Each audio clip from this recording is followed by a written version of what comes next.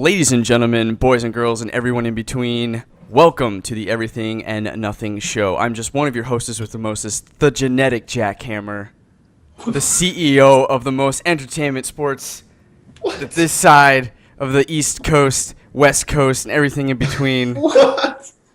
I don't know. I'm trying to think of Vince McMahon style of intro, and all I had was genetic jackhammer, and I wanted to go on top of that. Anyway, I'm just one of your hosts with the mostest, Clayton Kisko, and I'm, of course, accompanied by the rest of the Maelstrom Gamers. We have with us on this podcast today the A-Train, the Canadian sensation, Alan Tolner. That's Canadian for welcome, and I'm really happy to be here. That's not how it works. Next up, we have A.K. Backdoor, A.K. Slim Trim, A.K. Slim Jim, Rocco Avellino. I don't know what my nickname's going to be anymore. A.K. Water Bottle. It's always AKA Heartthrob, but we just want to have fun with that. I love A.K. like Blue Ears. That's It cool. works. Oh, I like it. Oh, Beats by Dre. And next up, we have the wild card, the man formerly known as the Enigma, Ian Kane. What's going on, fellas? Oh, Oh, that was a weak one. That was a weak battle. Okay. That was the best. There you go. Yeah, you got to really dip it. Yeah, There you go. perfect. That's pretty good. And lastly, we have a very special guest with us today on the Everything and Nothing Show. It is Yukiko from Yukiko Draws and Intergalactic Circus under the Superhouse Umbrella Podcast. Welcome, Yukiko. Hey, thanks for having me. Yes, it is our honor and pleasure to have you on here. So we're really happy and excited to kind of pick your brain, ask you some questions, and just have fun with you. Sweet. Yeah. That's good. Scary sounding. So, for those of you guys hopping on, don't know the format of the show, it's pretty simple. I'll explain it really quickly. Us Maelstrom Gamers, every week we hop on a Skype. We each bring a topic for our discussion, but more importantly, for your entertainment. And each of those topics are broken out day by day, Monday through Friday, and put on our YouTube channel, youtube.com/Maelstrom Gamers channel. And you can get all of those Monday through Friday. And on Saturday, all of them are wrapped up to a full episode. It's all free, and it's all there every week on the dot. If you like that and you want to support us, you can get them a little bit early as well as other goodies on patreon.com/maelstromgamers. As little as $1 can get you some really great stuff. We just changed it recently. The patreon.com now will give you, for the $1, put your hat in the ring, and you'll be randomly drawn, and a topic will be chosen from the winner, essentially. So it used to be getting an episode early, but we found that people weren't really too thrilled or like cared. So I figured we're gonna try this. We're gonna see if people really want to have their topic be kind of circulated in this. So every month we'll pick one of those Patreon subscribers with just $1. You can get your topic on there. So, and for $2, you can put your hat in the ring twice, which obviously increases your chances of getting your topic on the show. So what happens for me? Can I put my topic inside there? No, if you are a Maelstrom gamer, you cannot. What's going on here? You get a topic anyway. Yeah, right. I guess exactly. So, well, that makes sense. On top of that, if you don't have money, that's okay. There's free ways to support us too. You can go on our Facebook page, you can go on our Twitter, you can go on our YouTube channel, comment, like, subscribe, and follow. All these are great ways to support us for free, and we're really appreciative of it. It spreads the word, it gets more conversation going, because at the end of the day, we just want to entertain you guys. We want to talk about these things that we're talking about, and if we can broaden the conversation and the participants in the conversation, it's a better experience for everyone. So for those of you guys keep doing that, thank you, and keep doing it. And then anybody who's kind of hesitant, jump on. We want to hear from you. And if you like what you hear, like what you see, you can always check us out on youtube.com/Maelstrom Gamers channel, streaming our favorite games such as Division, Smite, League of Legends, Uncharted 4. Those are the main games we're playing right now. So yeah, check us out. And if you want, hop on. You can check out our gamer tags in the description below, and you can friend us when we play with you. Son? A-Sun is Rocco's, if you haven't figured that out. So guys, let's get started. You forgot to say we're not the best, but we're not the worst. No, because we're perfect now. That's We've evolved, essentially. We have honed our skills for every game across the board. Immaculate gaming. Yes, that's exactly it. We're changing that to immaculate gamers.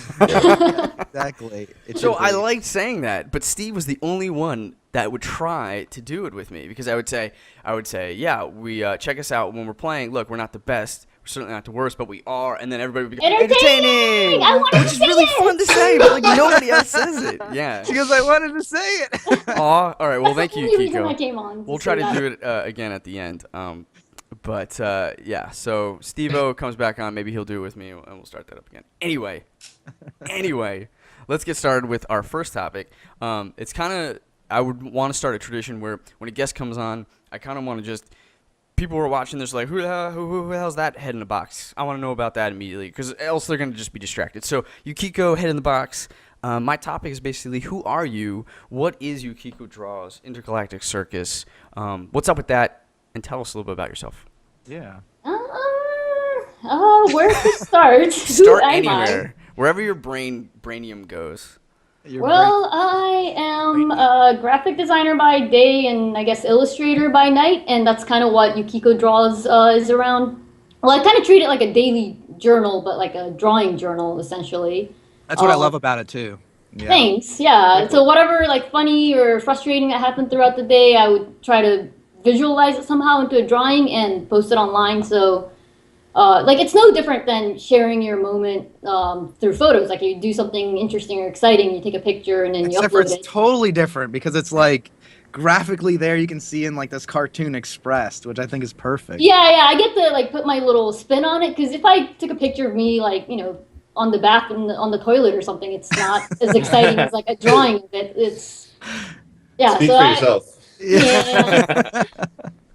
So that's kind of what I like to do. I think it not originated, like it kind of started 2 years ago for do you guys know about Inktober? It's basically like a hashtag that this artist, illustrator, comic artist Jake Parker started called Inktober.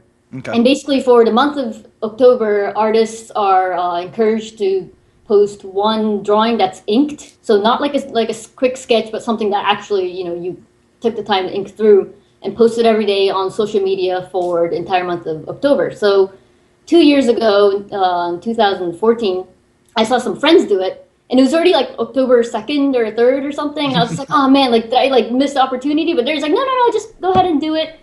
But I didn't have anything interesting to draw, so I was just like, okay, well, I'll just do like a quick selfie of me just drawing myself with like a mirror reflection. And that was my first Inktober, the first two Inktovers. One was me like just as I am, like mirror selfie. And so then that mirror one's where you got started at? I guess so, yeah. And then I didn't even think too much of it because I drew different things throughout that month. But I ended up drawing a lot of just me doing stuff, because I'm not really like a concept artist, like a fantastical artist who's just like imagines random stuff and, you know, draws it. Kind of like Matt Core, like I'm not like him at all. I'm more like just pick up whatever happens every day and translate it into a drawing sort of thing. So that just happened naturally, and people seem to like it. So that was encouraging. I kept doing it, and I did it again the following year for Inktober. And but I would do it even within between Octobers too. Yeah. So just kind of transitioned into like not daily. I try to do it daily, but you know it's usually like every other day, every 3 days sort of thing. It does feel like you do it enough times in a week where it feels like it's a natural part of my Facebook feed now. Oh, good. So I subscribe. Nice. Right, so go to if you guys are hearing this, go to facebook.com. Look for Yukiko Draws, and just if you want like a fun little, it feels like a fun Sunday morning cartoon for adults because it's very relatable. That's the part that I like about it so much. Is it's so relatable. Yeah. So like your daily experience. Right. And it's just going to be in your feed like every so often. It feels good. It feels like, it's just very, very like natural part of the day. Oh, thanks. Yeah. And so like, I'm trying to think of a couple other ones. I got one I want to say real quick. Okay. Yeah. So one I was worried about is that I know that you watch the show often, so you're one of our fans here. I was worried because I saw the image of the one you drew of the man bun, and he said man bun. You got these big scissors, and I'm like, oh my gosh, I'm gonna have a topic about man buns. I'm wearing a man bun. I'm like, Rocco's gonna be pissed at me. It's because they're terrible, Rocco, and you should feel terrible. Yeah. They're coming around. No, they're not. No, they're going out. They're out. Out of No, style. they're back in. No, they're Bring it gone. on. You should do like a man like two buns instead. Yes. Ooh. Yeah. Oh, there you go. Switch it up. And pigtails. Yeah. Yo. Oh my I god. guarantee Long you'll be a stocking. trendsetter. You would be something. You look really cool, Rocco. You should do it. You guys know this guy named Ladybeard? No. He's like an Australian wrestler / heavy metal singer, and he's Oh, really? like He's kind of like big in. I think it started out in like Hong Kong, and then like now he's big in Japan. He collaborates with Baby Metal, you know, the girl metal band. It's like Oh, three yeah, girls yeah, like dancing around, but it's like heavy metal music. Yeah. Anyway, he's like this big burly Australian guy with like a beard and everything, but he's got long hair and he wears makeup and basically like. But it's not really drag. Like he just looks like a really. He's so much cute- like a dude, like a lumberjack. But Yeah, wearing, yeah. Like, But he dresses. poses like super cute. Like He's- he got like trendsetter. the poses down and like does I like. think I have seen this. Yeah. I have not seen this. It's You guys great. have to look him up. I'll have to look this guy up. Yeah. So He's a I'm trendsetter. I was just looking at some of your pictures. They're awesome. Is the one with the guy brushing his teeth, is that Alan? Yeah. Or supposed to be? Yeah. That's He awesome. makes a cameo from time to time. Yeah. I like the unexpected nap, you know, like where it's just like, Oh, yeah. like that's totally relatable to, I'm sure, to like everybody. Where you're just like, I'm gonna lay down for a quick second, don't expect to go to sleep, and then everybody passes out, and you're like half covered with your blankets, half not, Yeah. like laying all over each other. One thing, so the one that like actually caught my eye was more of a recent one that I felt like I was just staring at for a while, and it was the one where Alan is playing video games in the morning with a big smile on his face. It's a PS4 controller, and you were just having a dance party while brushing your teeth Yeah. in the morning. And I was like, oh, it's like it's super relatable, but it's a fun capture into your like life and like just your relationship with each other. It's just really cool to see that, and it was just like fun to like just imagine like. Yukiko dance around, have a good time, and like Alan's like, yeah, this is fun, playing like Uncharted or something. Like, Yeah, it was that's really exactly cool. what was happening. Yeah, it was really well depicted. you. Can you talk a little bit, maybe you touched on it a bit, but could you talk about a little bit maybe your process in how Yeah, you? sure. Well, my main thing that right now is I have right here. I draw on these like toned papers. Yeah. So instead of like a white sketchbook, it's already a little bit brown. And the way I came across this process is kind of accidental. So I used to draw on just like a regular white sketchbook. But earlier this year, a friend of mine, also an artist, tagged me on this one like a Facebook challenge that was post a personal art every day for the next 5 days. Yeah. So just post one art one day and then just do it for 5 days. And I was just like, I don't really have anything like worthwhile, so I'm just gonna do something new. And I have this brown paper that I got, not to draw art on, but to send out print in, because I also do like celebrity portraits and sell it on Etsy. But when I Yeah. send it out, like I don't want it just to put the print in the envelopes. I have these brown craft papers to sandwich it in, and then ship it. Gotcha.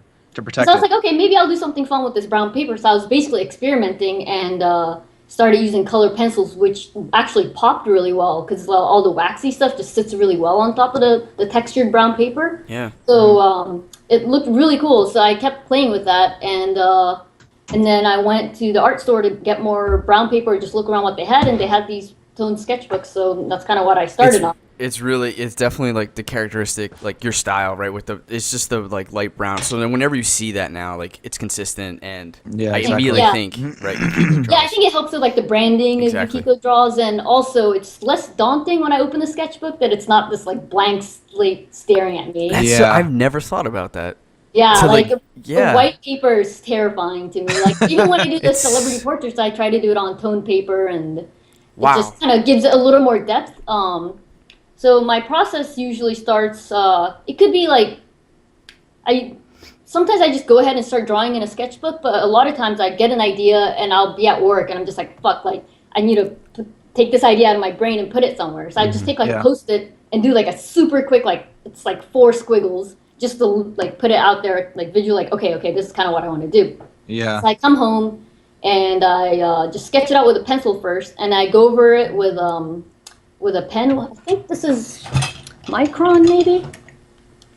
No, I had the Copic multiliner, which is Oh. really good. I used to use Microns, but this one's kind of like better, thicker, blacker ink. Nice. And Yeah. Nice. Oh yeah. It is. and then I fill in the colors with color pencils, Prismacolor, which has like really rich color. It's like an artist color pencil, so it's different than like the color pencils that you use in like kindergarten, where Yeah. it's mostly wax. Like this one's heavily pigmented, which helps it pop against the brown. And then I go over it again in the multiliner in black just to kind of Make define it it a little better. Yeah. And that's pretty much it. And again, like the brown paper really helps because even if I have just one simple thing, it looks less unfinished than if it was Yeah. on a white paper. Mm-hmm. Yeah.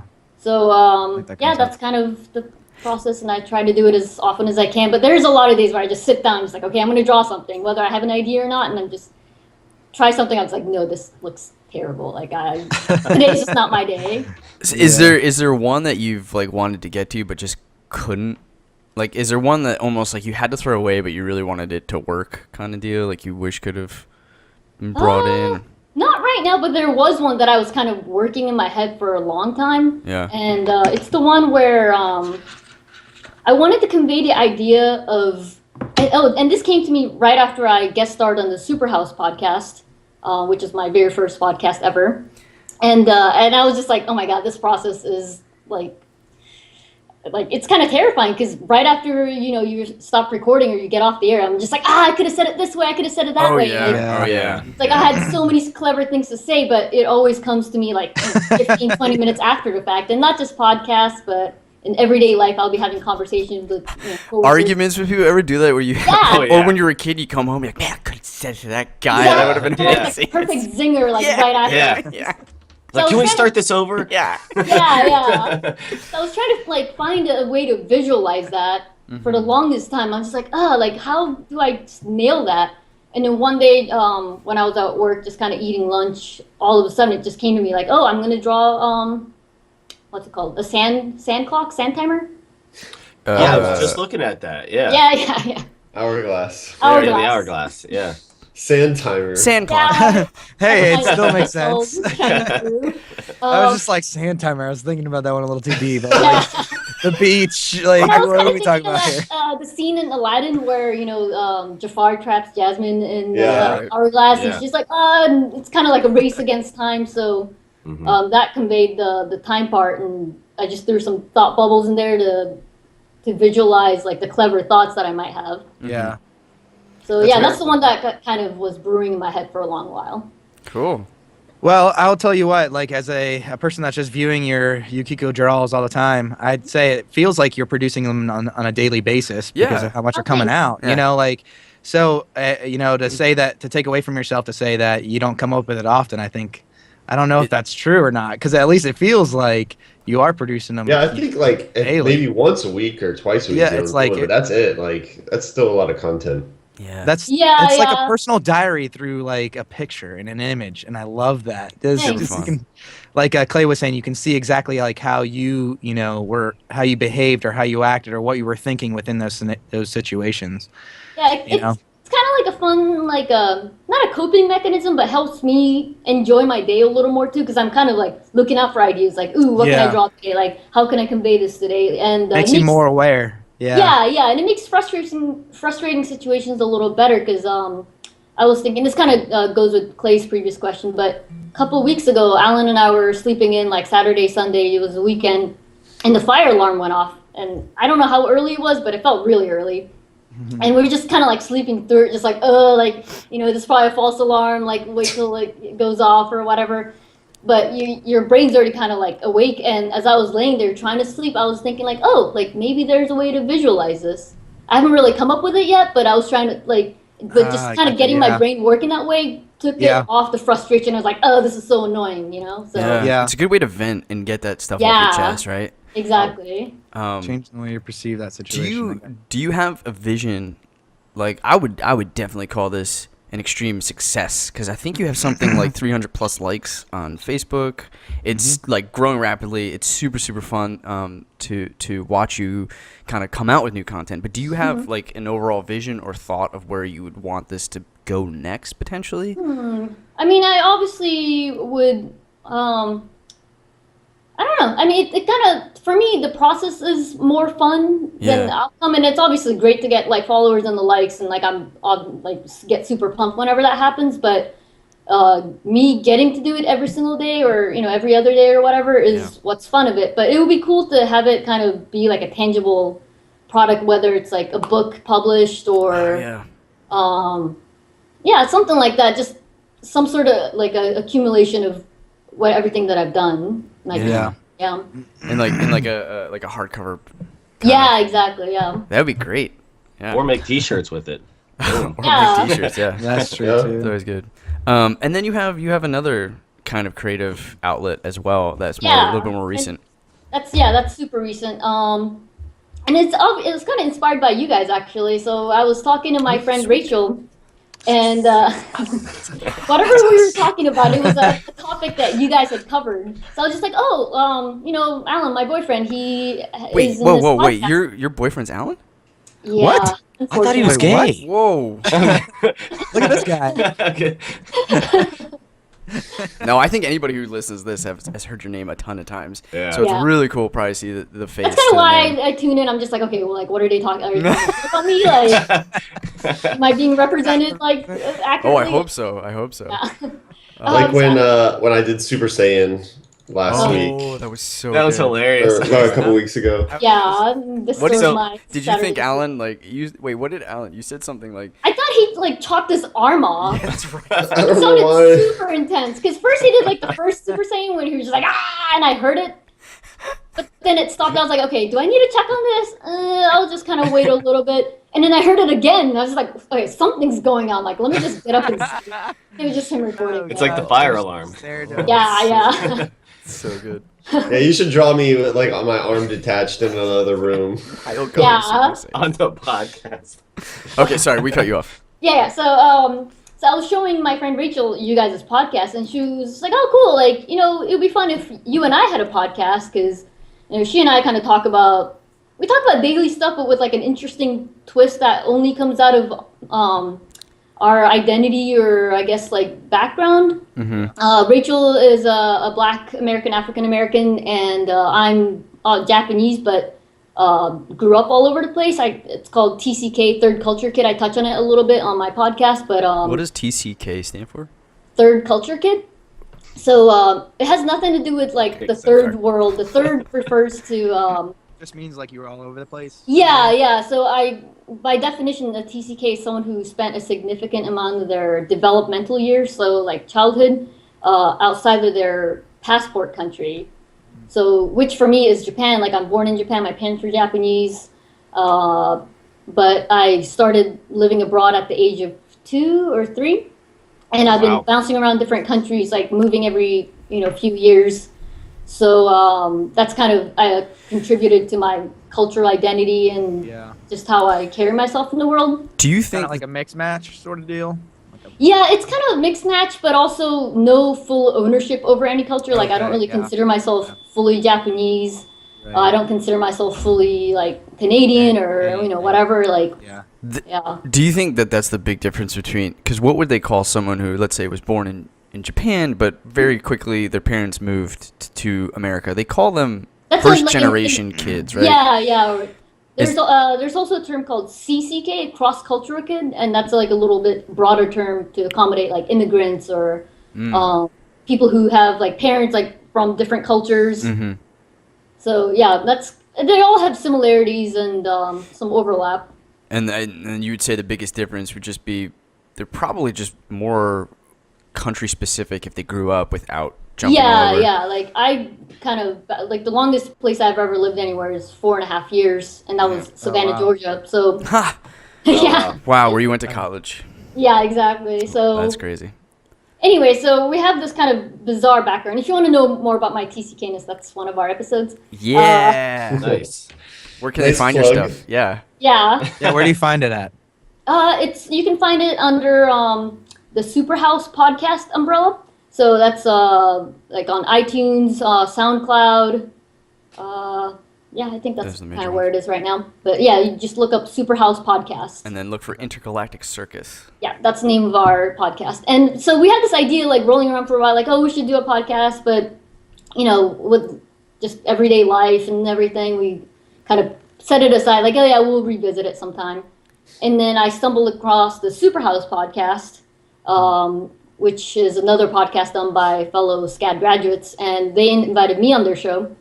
And I did that, and I was just like, oh, like, that's fun. And it wasn't really hard. Like, I don't know what I was imagining, but it was, it was more fun than like a technical challenge or anything like that. Yeah. Exactly. And they actually offered to kind of help us out with actual like sound editing and posting, which was kind of the big obstacle that we didn't really want. Rachel and I didn't really have time to dive into. Like my idea that I was coming up with earlier, and I was like, no, about the whole vest. Yeah, someone else can do it. Exactly. Yeah, like so someone that's a else great can do the idea, but legwork, so- the rest of the Yo, stuff. where's the video guy? Let's get him to do that.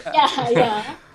So yeah, that's what we're under the Superhouse podcast, but we consider it like a spin-off, like our own twist on it with our own opinions. I think, man, if I could sum up what Intergalactic Circus is from my point of view, I think it's highly entertaining, but it's such a great mixed bag of content in terms of like, I mean, for instance, you're talking about cultural and societal privilege on one hand, Yeah. but in the very same episode, you're also talking about dick ponds. Yeah. So, I mean, you're getting such a great contrast of funny and serious and Oh, thanks. thought-provoking Yeah, that's- content. And for those of you guys who don't know what dick ponds is, Yeah. Yeah. I was about to say. You have to watch the episode. you Google. I will just say, I'm gonna have to watch the episode. in a Yeah. world where men have period-like things, they use dick ponds to help them control some of that bleeding. But there's more to it. It's very fascinating. It's very interesting. I would go and check You're it gonna out. have to check that out. Yeah. it's really funny. Thanks, Clay. That's kind of what we were hoping to go for is, and it's also kind of how Rachel and I already talk. Like Yeah. that's how our conversations go. We'll talk about silly dick bonds and everyday life stuff, but with a little bit more serious undertone, because that's something that she and I were, not forced, but like exposed to from just a young age, like our general upbringing. Yeah. So we wanted to kind of convey that without being preachy or be, lecturing people about it and make it more conversational and obviously have So it be open to everyone's input as well. So we appreciate that. Yeah, it's super funny. It's super Thank you. interesting. Does anybody else have any other questions about that in particular? No.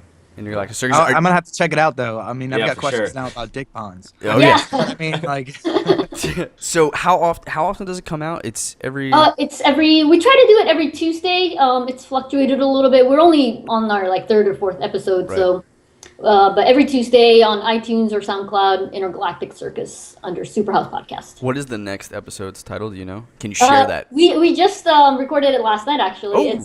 we're gonna do it a little bit lighter because the first two were like on the heavy side. Again, like that was kind of like to lay the foundation of how Rachel and I communicate. But this one is on social media and internet nostalgia. So tune Internet into that. nostalgia. Okay. Obviously, we won't Angel go into- Fire. Oh. Yeah, no, we talk about Angel Fire Wow. Okay. and my very first website, but you gotta tune in to find out what that was about. Cool. Live journals and such. Hey guys, let's have an episode right now about nostalgia, internet. Alan's exactly topic.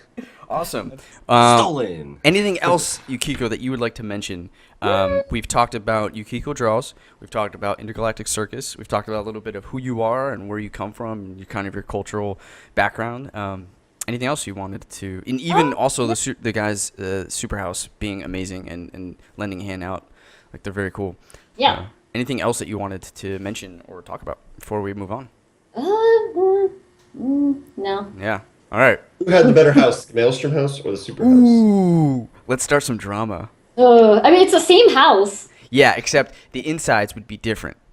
Ours would be We were covered in there. like puke and we jungle had- juice. Yes. It was very and sticky. theirs would have, I don't know. It's the same 'cause I never thing. went into the trees. Rock bands. Yeah, Just a and beer. different couch. I would, Yeah. Probably, I'd yeah. have to say, I've talked to They had many live people. music, I think, more often, right? They did.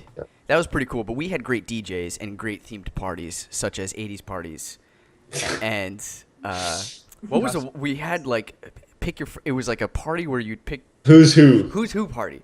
Where you would dress up like somebody else that you knew that was going to that party. It was really fun to like figure out who was dressed as who. And it was Yeah. Who did you guys dress up as? I don't remember who I went as. I went as Ryan, so like I Oh, stuck right, my chin okay. and I had like popped collars and polos and I was trying to be very I think I offensive. to him. remember that photo too. Yeah, yeah. But that was Yeah. good. And I talked to a ton of I'm talking like hundreds of people, and I've asked them this question: what was better experience, Maelstrom House or Superhouse? And they said without a doubt that Maelstrom was 10 times better in every way than Superhouse. They just said that they would never say this out loud, and they said Yeah. for me not to share this, but of course I'm going to. They said that it was actually not that impressive. So if you're hearing this Superhouse, I'm sorry, but Maelstrom is way better. I'm friends with both sides. I'm just gonna keep my Just mouth be shut. sweet. And Yeah, just be. All right, let's move on to our next topic. And tradition would be that the guest gets to go next. So, Yukiko, could you please share us your topic? Well, mine starts with a little story. So, last year I was in the market for a new rice cooker, and Alan can tell me how important a rice cooker is for an Asian person's life. And yeah, once you live with an Asian person, you understand like how important rice is. I mean, the name rice is like the same name they use for a meal. Like it's like if you eat a meal, it's basically the same word for rice. What is the American equivalent? I don't French know even if fries. No, I don't know. French fries. The American equivalent, probably like bread, I would guess. Yeah, Wow. bread. But like a more than toaster. bread. But like more, because like bread is just like an accompaniment, kind of. Yeah. It's Like, like, you don't- and you it's don't like even- a fork or a plate. So it would be. Yeah.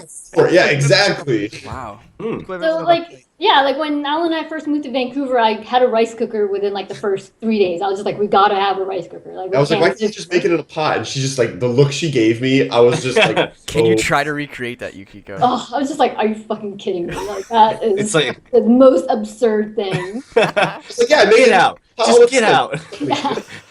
That's good. So back then, 4 years ago, what? I didn't even know you had to rinse rice before you cooked it. Ugh, just Yeah, me You neither. do? get out I- of here. Yeah. Yeah, see, look, listen to these other white guys. They don't know We're either. You guys are missing out. So I made sushi before, and that's the only time where I really wash the rice. Don't tell her that either. Oh. I don't. I'm And gonna I, of course, sign off right now. naturally eat my sushi with forks. Anyway, continue. Alan's face. Anyway, so the rice I'm cooker that scared. we currently have, we got 4 years ago when we moved to Vancouver, and it's like a relatively nice one, but it's not the top of the line or anything like that. It was like $80 or something. It's Like like $120, $20, okay. which in the rice cooker scheme of things, it's on the low end. So we've been using that for a while, and then one day we like dropped a can or something on it, and then the little thing that holds the lid shut broke off. So it still works, but the lid just pops off unless you have something weighing on top of it. So we have like a can of chickpeas right now, just kind of weighing it down. I was gonna ask. Yeah. So I was just like, Too. okay, What this is is a perfect opportunity for me to get that like dream rice cooker that I've been, dreaming of. So I spend months doing like an extensive research, like reading reviews and finding out different things. And obviously there's way better selections from Japan. So I was looking at Amazon Japan and doing like sending links to Alan's like, what do you think of this one? What do you think of this one? Like this one has diamond coating in the pot. Like this one does like induction heating and this and that. Like top of the line stuff, you can go like 2K easily. What? Oh wow. Yeah, but I mean, I wasn't going that far, but I was looking for something like relatively nice. He rolled his eyes like, yes, you were. I'm curious what restaurants. I'm sure a lot do, but I'm sure some of them probably don't, right? Diamond encrusted. Yeah. That's crazy. Sounds like you're just supposed to keep that in like some The vault. safe or something. Yeah, exactly. Or it's just never gets like worn out, right? Like Yeah, diamond exactly. encrusted And ice it's also like if you keep the rice in the rice cooker, just like keep it on warm, it doesn't get all like crusty, like dried up. It just stays nice and moist. Mm. Oh wow. So there's little, it's not just like a fancy feature they add on. There's actually benefits to it, and it makes the rice, taste better and cook better. Anyway, so I finally settled on this one. It cost $400. And with the conversion and everything, it ended up being a little bit more than what I wanted. But I was just like, okay, whatever, fine. Like I'm getting this. Yeah. Get the rice cooker. It looks sleek as hell. It's beautiful. And I wait for Alan to come home to, do the first cook. Oh, And he God. comes home. We plug it in. We set everything up. It's got like a computer monitor and everything. Oh wow. And we wait for it to cook. And the timer beeps, after like an hour or so. But we were just like, that was weird. We never really heard it cooking because usually you hear kind of like a boiling, simmering sound. Yeah. Open the lid, nothing's happened. Oh Like no. it was just rice like sitting there in water. Oh man. Like do the troubleshooting, we like do all this and that, and Alan even takes it to like a rice cooker repair shop one time, and there's like, nope, this is like a Japanese rice cooker who can't even Touch do it. anything about it. Oh man. We try to return it, but the shipping back costs as much as the rice cooker itself. Oh which- my gosh. Oh. That was it. It was the death of Oh, that rice man. cooker. That was So yeah, what the guy told me is What? the They won't even.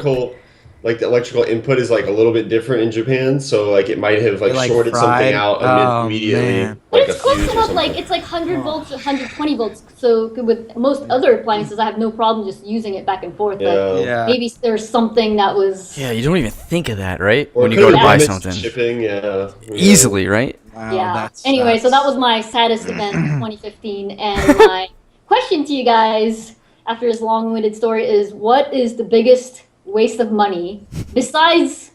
Like, you can't say like tax or education, like it needs to be like a tangible item. What is the most amount of money that you've spent that was a So you bought something and you're like, wow, why did I just spend all this money on this? Immediate buyer's remorse, right? Well, like immediate. Does it have to be immediate? Can it be Well, like no. something that's been like simmering and then like 4K TV. finally like Oh my God. yeah, 4K TV. No, I can start this one off real quick because I'm going through this right now. It's a person like the thing that's happening like as we the speak. ladybugs. Ladybugs, yeah. Not His the dog. ladybug No purchase. No. My car is one of those. So it's a 2014, but it was when I bought it was 17,000 miles used. It was I bought it in 2015. It was 17,000 miles. Bought it for actually 18,000 miles. Bought it for $17,000. The about 4,000, 5,000, kind of like maybe even possibly 10,000 miles later, this wrench light comes on, and it says check your manual. And I'm only at like 25,000 miles on this car. I'm like, okay, gosh, check the manual already. What's going on? It says drivetrain issue. And I'm like, that's not good. That like means transmission kind of deal. That's not cool. So I turn off the car and I turn the car back on and the light goes off. It's like, okay, I guess maybe it's not real. But you still want to get that checked out. Yeah. So I drive it around. I keep on driving, all right? And nothing comes up. About 20,000, 30,000 miles later, it comes firing back on again. I see it. I'm like, ugh, all right, turn the car off. No problem. Drive around again about 59,000 miles because 60,000 miles is our warranty on this car. 59,000 miles, I take it to the dealership because the light comes on and I tell them, and I explain it all. Hey, transmission issue. It feels like is a problem. This wrench light, turn the car off. I got 1,000 left, man. You got to find this. He pushes it in. Plugs the computer up because the thing turns off and the light goes off. It doesn't read any issue. So if I left the car running, then he can connect it. He can actually diagnose this problem. So when he connects the computer, it says nothing. There's no problem. You have no worries. Drive on. Do your thing. 67,000 miles. 7,000 miles over the warranty. I pops up again. Now the check engine light comes on. I take it into the dealership. They can totally get the diagnosis codes now because the lights won't come off. Jesus. And they say it's a whole new transmission, $3,000. Jesus Christ, dude. $3,000. Right now, that's what's happening right now. So the biggest purchase that's felt like, what the hell, it's like a money pit right now, is the car we bought 1 year ago for $17,000. We're now having to put $3,000 into. That's terrible. That's our buy right now. Can you share what kind of car it is so that people at home never buy it? It's a 2014 Ford Fusion EcoBoost. Have you ever heard the expression what Ford stands for? Fixed or repaired. Yeah, I've also heard found on road dead. Yeah. But No joke. No, and that's going out to Ford. Like hit you guys with right across the face. Man, that sucks. I had to replace the transmission of my car actually too when I was living in LA. Your Acura. Yes. Damn. Yeah, and it was I'd say sub 60,000 miles too. Yeah, that's how ridiculous is that though, right? Like, that's like it's same with the rice cooker scenario. You're gonna invest into quality, and when you get it, it's like and it breaks down. And you haven't gotten much usage out of it at all. Not even one usage from your guys' part, and it falls apart. That doesn't feel right. That was so sad. Like we were like standing around it, like ready like to ceremoniously waiting. You push the button and like all the steam comes out and stuff, and it's like like a cloud, and you just like do it, and it's just like, there's just Nothing. like water and rice in it. It was so disappointing. We like tried to run it like 5 times before we gave up and realized it didn't work. Oh my! Which is like what? How long does it take? Like 40 minutes, 30 minutes? Like 30 minutes or something. Yeah. Yeah. That sucks. 40 minutes. My buddy, he had a rice cooker because he loves it too, but he was all upset one day because he's like, "Man, my rice cooker broke." I was like, "Oh, how did that happen?" He's like, "My damn cat decided to swat at it and knocked it off, and it just broke." Dude, cats are the worst. No. Yeah, and he said it was like a $600 one. Remember this. Remember this. That's to our cat story later on. Well, yeah, because we're getting a cat soon, I think, right? Oh, are you? Have you decided on? Yeah, a month or so. Have you decided on what type? Yes, it'll be a Singapore cat. Whoa. If What you kind of cat is Google that? That is the tiniest cat in the world. Yes. Really? They're only like 4 to 6 pounds, like full grown. Nice. And they basically have like a dog-like personality, super friendly, Ah, super perfect. affectionate, super curious. So, Do you know what his or her name is going to be? yes, but it's a secret. Okay, Alan, you'll have to reveal it when the time is ready on the show. Yeah, I want to know. I agree. Okay, I'm gonna look Ian, this do you one have? See, I was thinking about it. I mean, there's been repairs and stuff that I've been like, kind of regret that I did on vehicles and stuff, kind of like what Rocco was saying. But I keep thinking more towards video games. Like I've bought in a video game before, and I'm like, this is complete shit. Why did I spend $60? Yeah. Yeah, it's 60 You know, bucks. It's like yeah. nuts. That's a lot of money. Yeah. And if it's just Yeah. one game, but like if it happens with like 4 games, that's like, oh my god. Yeah, then you're And it screwing has. yourself. I'm not gonna lie. You know, it's been multiple times that it's happened, How and do I and get this bug?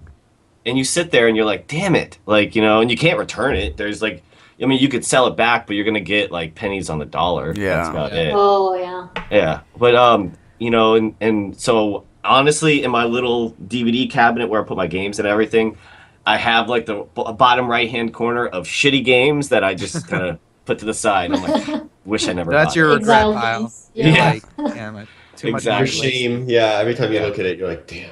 wasted. I can't believe I Hundreds did of that dollars in that pile right there. Yeah. Yeah, Can't exactly. believe I did that purchase. This one I relate to you a lot, Ian. But I feel like you and I are very similar when it comes to money. I think we're very frugal and methodical. Like yes. when we spend our money, like also to harp back to what Yukiko was saying, when we go to buy something, we do a ton of research. And that's not to say that's gonna save you from this problem, but it was really hard for me to think of something that I've spent my money on that I had like a real regret, because I don't even really buy new video games. Like I take old video games, I pile them together to get new video games. Like I try Pretty not to nice. spend. It's crazy. So but I do think, and this is hard because you did say it's something tangible, like an object. But like the closest thing I can think about is when I first started working. I came from college, then I actually started getting a real life paycheck in Chicago, and I went from eating ramen and bagels consistently to having a lot of money. And so what I did is I went out to eat every day for lunch, and that Ooh. accumulated to about $500 a month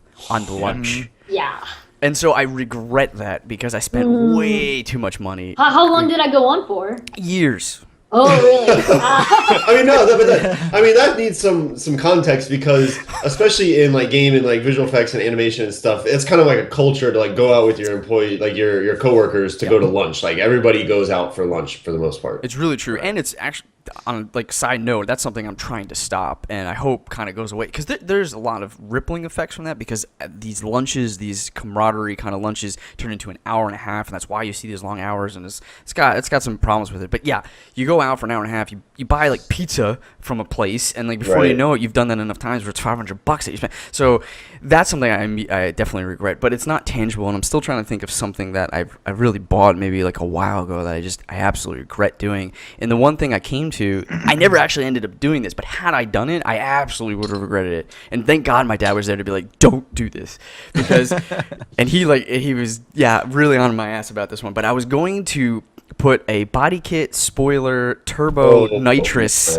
my on my of all cars Mazda Protege, because people see and this is in high school Would because have been such a bad idea. oh, paint job. Okay, like I wanted the whole 9 yards, and this is right around like Fast and Furious had come out, Yeah, Need yeah. for Speed games. Little John is like to the window, to the wall, Yeah. to the So everybody's about this culture right now, and I'm like, yeah, I'm gonna do it, Dad. I'm gonna spend my my whole life savings that I was gonna put towards like college that I'm gonna dump into this car because it's cool and it's gonna make my car look fast, and I'm not gonna race it, but I just want it to look cool, right? Yeah. I wanted blue paint with like red flames. My dad was like, "You're not my son. You're not doing this." Did you want like the underglow thing? Oh yeah.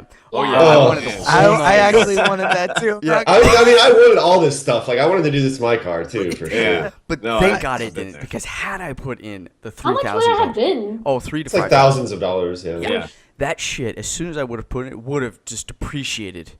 Like Yeah, every day by yeah. hundreds of dollars. My car would have not. And what's interesting is we had this interesting thing that my dad and my mom put together. They would match for my first car. They would match my contributions. That's what my parents did too. A really great tactic if I like parents out there are trying to figure out what they're going to do with their kids for the first car. So we ended up spending like 12 grand on it or whatever.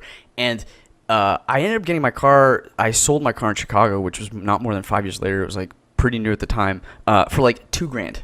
Not even. And so yeah, if I would have dumped in an extra 5 grand, 3 to 5 grand in there, and I probably would have got less, because who's gonna be able to sell More it? than likely, yeah. Yeah, right. Like they're gonna be like, I can't sell this thing. No one Well, wants you to could buy sell it this to thing. like the teenage version of you now. Maybe. Like But you find the guy that saw Fast and the Furious 7, and he's just like, Yeah. yo man, can I jump this out of a skyscraper in Dubai? Because it looks like the it. Craigslist ads read, It ever looks wanted like to it, save yeah. your girlfriend being flung across bridges? Well, now you can. You have the Yeah, perfect car. exactly. Like I will catch you if you get thrown off a tank Yeah. on a bridge. Oh man. I want that. Yeah. I want that. comes with its That's own, the way like, they should parachute. advertise your car when they bought it for Exactly. $6,000, and like, I'm gonna switch this over for $5. And it's gonna come with a video. It's gonna tell you all the things you can do with this awesome ride. Yeah, dude. Oh, it was so bad. It was so bad. And I'm in a suburban, like, New Jersey neighborhood. Where am I going to race? This is the worst idea ever. So I'm just glad I didn't do it, but that would have easily been the thing I would have picked had I put the money down. Yeah. Yeah. Well, I'm actually thinking of one of those regrets of what I'm gonna buy. We're thinking about buying a boat. So, and everyone Yeah. always says it's a money pit and everything, but I'm like, you know what? I want a boat. It's So like, let's go to it. that It's year like, probably. yeah. What kind of boat? Just like a little center console, nothing too big, like 20 foot, maybe 22 foot. Just to Yeah. go out because I'm here in Florida, so like 8 beaches within 20 minutes from me. They're gonna so- sink into the ocean at some point. Probably. He's gonna need that boat. Put all of his stuff onto. How much is docking cost? Yeah, I was gonna say docking. Yeah. It's like It's like $100 a month, right? It's like rent. Yeah. Well, like Yeah, in but- Vancouver, it's like, yeah. It depends on where you're at too. Yeah. Right, Yeah. right. Now, one thing that I do have that's kind of nice is that my mother-in-law lives like right off of a channel, so we could always dock it there, or I could just get a trailer. I have a pretty big yard, so I can easily, Just keep it park on the at yard. house. Yeah, Good you know. point. So right now I got jet skis in my backyard. So That's good, because then you don't have to worry about Dirty Mike and the boys coming and having sex on That's your right. boat if they're docking, because I heard that's a problem in Florida. That's It's- the wait, problem. so you already have jet skis? Why do you want a boat? Jet skis like the cooler version of a boat. Right? Dude. Yeah, But you got to be able yeah. to bring the jet skis, right? Or it doesn't matter, really. I guess it doesn't matter. You just need a trailer. yeah, they're on trailers, but I don't know. At that point, I think they're my father-in-law's jet skis, so I don't know what we would do with them. But I just instead of the jet skis, I'd rather have a boat now. So Well, I mean, it's a different experience too, as well. Yeah, Like that's being true. on a boat, so you can relax more. You can kind of kick back. With the jet skis, like you're like riding a motorcycle everywhere you go. Yeah. and you I can mean- have like people on it and everything on a boat, but on a jet ski, you really, you could have 2 people. That's 3 if there's tiny people. terrible. You have Terrible. like 3 4 people. Yukikos. 3 if they're small. Yukikos. 3 Yukikos or 1 That's Chad what is really the measurements range you're should be talking from here on about. out. Like no longer metric or any of that Yeah. stuff. Yeah, exactly. 4 Yukikos long. Alan, is the rice cooker by association your... No, because I did not want anything to do with it. That was all me. Okay. I was I'll tell like, you- yo, this is on you. Like, you're the one that like knows what to pick and stuff. I was like, you would do all the research. I was the one that Rice tried to cooker. You return would it. cook rice in a pot, so I've even failed cooking rice in a rice cooker. Like I'm that bad at like cooking rice. Wow. I'm gonna come down there and teach you how to make. You're gonna roux. have Oh, to. they're gonna because say I was slap like, him. it was I super like that. terrible. That too, I'm sure, but that because it was just bad. It was like really bad. I had to suffer the shame of taking it to the like shipping office and like calculating out all the fees with this guy. And he's like I'm like doing all this paperwork and he's like weighing it and he's just like, man, I'm gonna be honest with you, this is gonna cost more than the thing costs originally. And I was like, I was just stop you right there. Yeah. I'm gonna just take it home. I'm use it surprised like- the company didn't pay for a defected Well, that's piece. the thing, because it was shipping out of Amazon Japan. It was one of those items where they didn't ship overseas. So I used this service where basically they give you like a PO box type of deal, like an address to ship from Amazon to wherever this is in Tokyo, and then they ship it overseas. Oh, wow. Like a third party. Yeah. And that So was because of that, like they wouldn't technically accept like a. This is really Right. good information for if I ever decide to buy something from a different country. From your non-country Amazon. Yeah. Yeah. It can happen all from anything because like we can't really shop from Amazon.com here. It has to be Amazon.ca. See it, yeah. I mean, you Oh, can, wow, but it'll that's be true, like too. international shipping. Yeah. But sometimes it doesn't like they don't have the same stuff or they don't ship to That's a true, Canadian yeah. address. So Okay. Yeah, we've talked about that before. You can just ship it to my place and you can pick it up. right. It should be good. So I did my most regrettable purchase was only because of circumstances afterwards. I not necessarily regret what it was, but what happened with it. So same as Clay, I started working like after not having like any money and was living with some college friends, Rob and Forzy in LA, and we just had like shitty TV, and I was like, yo, like I'm gonna go buy like a new kick-ass TV for our apartment. So I went out like to Best Buy, like shopping around, like did my research on like what was the best one, like LED, LCD, all this kind of stuff. Found a Samsung LED TV. I think it was, I want to say like 52 inches or something like that. I have a similar one. Yeah, and it was amazing. I was like blown away. Like everybody that came over was always like, "Wow, nice TV, man." It had a really thin bezel. Yeah, super thin bezel, so almost like the screen went right to the edge. Yeah. It was like nice. beautiful looking. But it was like, I think when everything, and it came with a Blu-ray player, 3D Blu-ray player, so like you could like put on the 3D glasses and watch the TV if you wanted. It was like okay, I didn't get it for the 3D functionality for sure because it's to me a gimmick anyway. Yeah. But it was like I want to say like 2,400 total, like one with tax and everything came out. shit. So it was like brand new, like when I got it. Yeah. It's crazy how the prices have dropped for TVs. Oh yeah. Yeah. I just bought my 58 for 750. And that's 4K, and I can't believe 4K has Yeah. already dropped to that price. That was Well, that's 4K. 4K with Yeah. HDR capability. And it's smart TV, so it has Netflix and all and that it's stuff. smart 120 hertz. Yeah, that was the thing. Mine was a smart TV too, so it had like all the apps like built into it and everything. I was just like, 750. That's crazy. fuck you. Yeah, Anyway. right? Isn't that crazy? So yeah, a few months later, I found out that they were opening the Vancouver studio. So I was going to move up there, and I was trying to decide like, okay, well, how can I fit everything into my car to bring with me? And Well, started. you didn't decide till like the day of. Well, no. I was trying to figure out how to get into it because no. There's like a reason.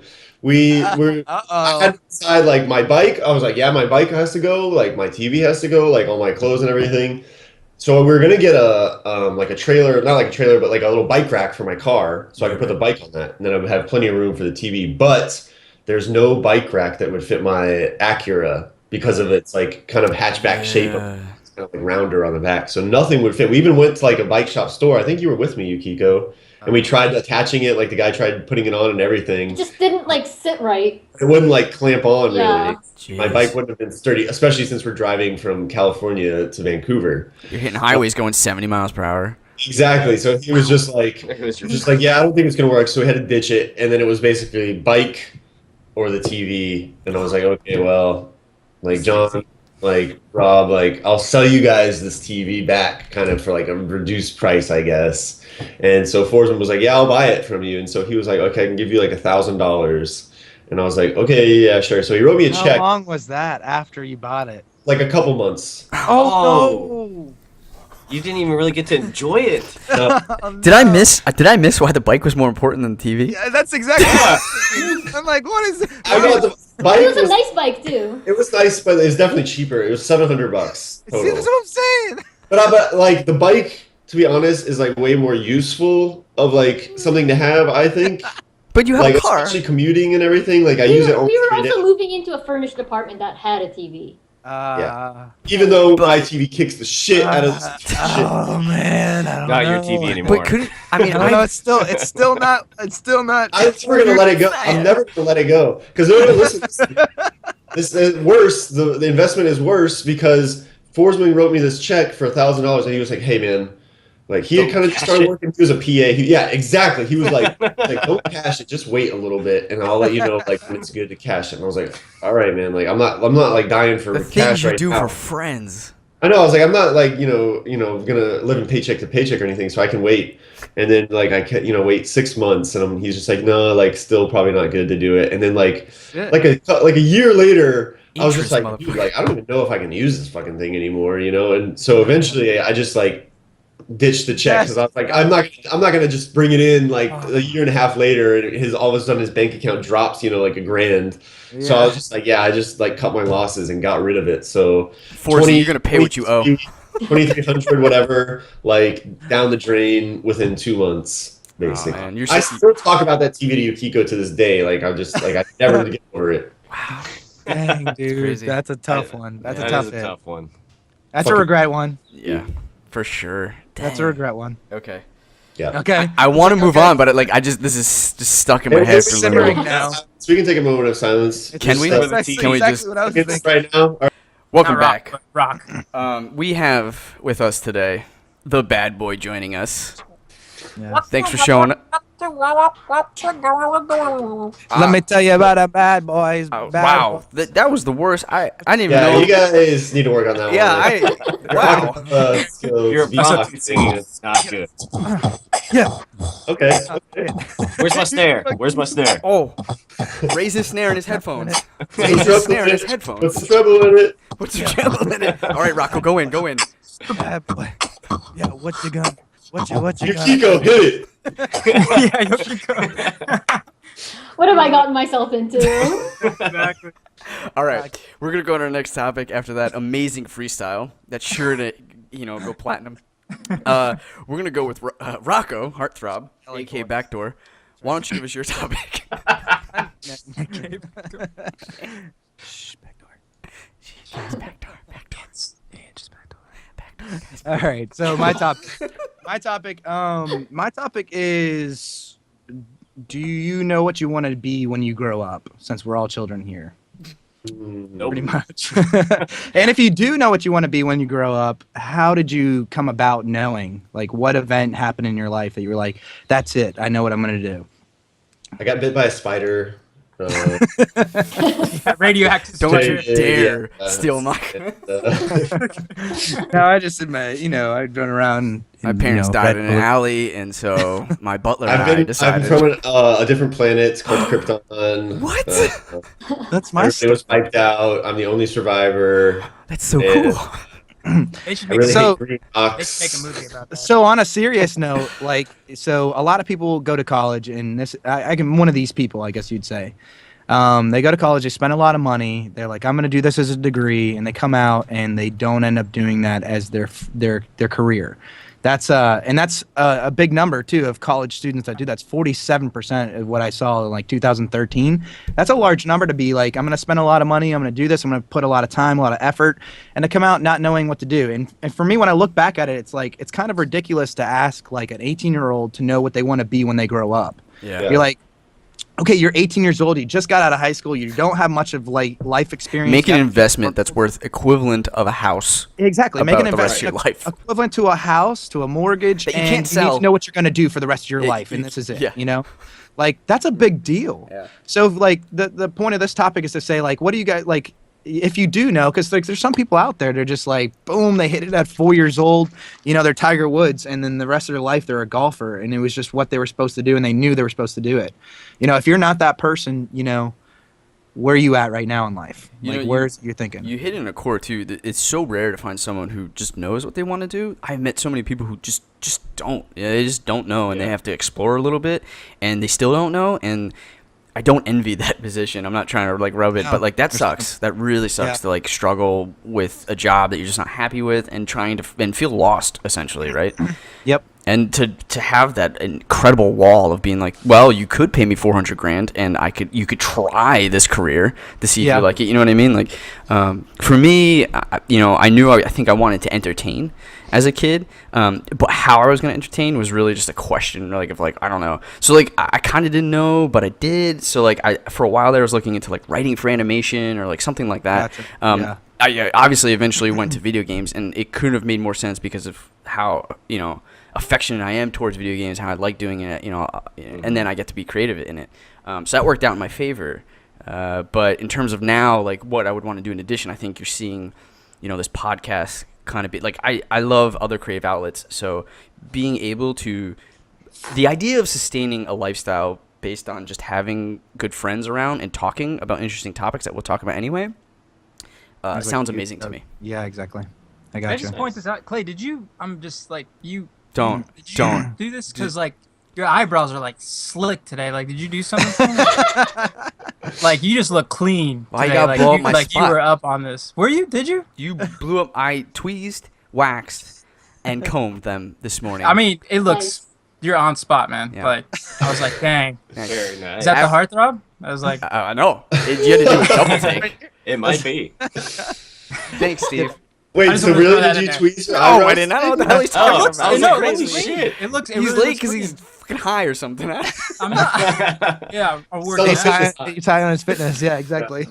No, thanks, Steve. So you kind of knew that one like what, at a really young age, sort of deal, like at least the entertainment idea or the Well- at least gaming, like, because that mold into it. No, Is that what I'm getting at? So like when you started deciding the college time, you're like it started molding into that passion, that thing you can think of as a career. From the earliest I can remember to about like third grade, I wanted to be a legit superhero, and my mom had the horrible This is job not of telling happening. me that I can't. It is not a thing that you can do. I was like, no, you don't That's understand. not the Is it American good or way. both? I'm gonna get money. You in I'll- a vat of like toxic waste. No, that it was would've like been- it went from like I'll get superpowers to no, I'll build a suit, and what I'll do is I'll like walk around. She's like, honey, no. Now, are you gonna do that with your son? I don't know, Just man. Destroy his dreams. I don't know, man. Probably. Did she? I feel like you were like Help- sitting on help- your bed and like she had to come in and like sit down with you. Like, Yeah, no, look, deep yeah. talk. Very close. I came to her with my drawings of my suit, and like I had a lot of. And she's like, "No, I honey, want you to see can't do those this." so bad. This is Oh, so I'll get 'em sad. out. This is I'll so get 'em out. sad. Yeah, my mom says it like broke Was her it a heart. lot of colors, or just Um, like?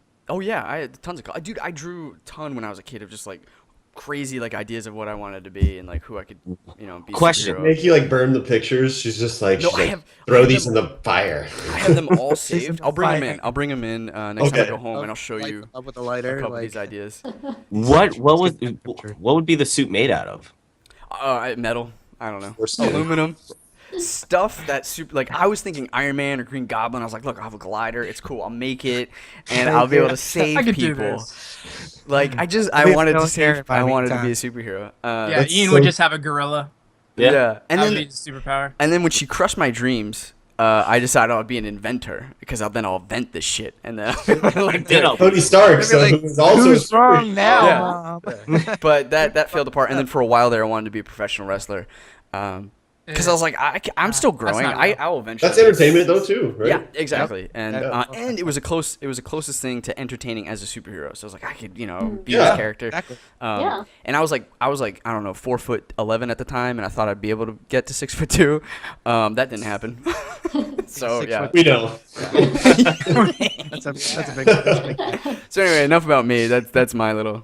There's a lot of people. Anybody else though? Anybody else like? I'm one of the people who always knew what I wanted to be. Like I don't even remember when it started, so it wasn't like a pivotal moment in my life. But Okay. just growing up, like drawing or doing arts and crafts was always just how I spent my time. Like I still am like a really indoorsy person. I don't really like go outside and like run around do Yeah. sports or anything. like anytime I think of my childhood, I'm just like in my room reading comics or drawing or making like a violin out of a tissue box, like just like making random like crafty shit, you know, like Yeah. That's really random. You just went Yeah, from pretty like crazy. reading comics, the drawings, which are pretty relatable. Sitting to on my making- squatty potty. yeah. making violins with tissue boxes. It's like whoa. I mean, it's not like a playable, you know. It's just I would pick up like random trash, like tissue box or like old clothes that my sister tossed away, and then make like a purse out of it. Like Gotta learn something here, Clay. The inventor awesome. side. yeah, Yeah. I would always just Give her a tissue yeah, like box. making some stuff was string. always fun. So when it came time to decide my college application stuff, I applied to 3 art schools, and I remember my mom being like, "Hey, like, are you sure you don't want to apply to like a general university that has a good art department, just in case you want to switch majors?" And I was just like, no, like why? Like, that's not even an option for you. Now, I might switch majors within an art school, but It sounds so smart. But you knew exactly what Like you right wanted now, to do. though. yeah. Like I know it was just her, being a mom and being safe and everything, but Yeah, it just never occurred to me that I would do anything else. So, gotcha. That's cool. What were the? Can I ask really quick, if you don't mind sharing? What were the 3 schools that you applied to? so SCAD, California College of the Arts. I Nice. think that's in like Oakland. Yeah. And then Otis College of Art and Design. Where's Otis? I think that's like in San Fran or Cool. That's Pete's. I think didn't Pete's the girlfriend or something? It go sounds there? familiar. In, Yeah. Yeah. his- No, his, well, like, high school her last girlfriend? name is Otis. Oh, maybe that's what it is. It's like Somebody we Jessica know Otis. went to Otis might be lying. College. He's lying. I'm not. I'm serious. But it was his ex-girlfriend. Yeah, Maybe ex-girlfriend. that's- His wife now would not appreciate. Uh-oh. Let's bring that up. Let's not do that one. Just kidding. So Let's that'll talk be the about it. title of the Okay, episode.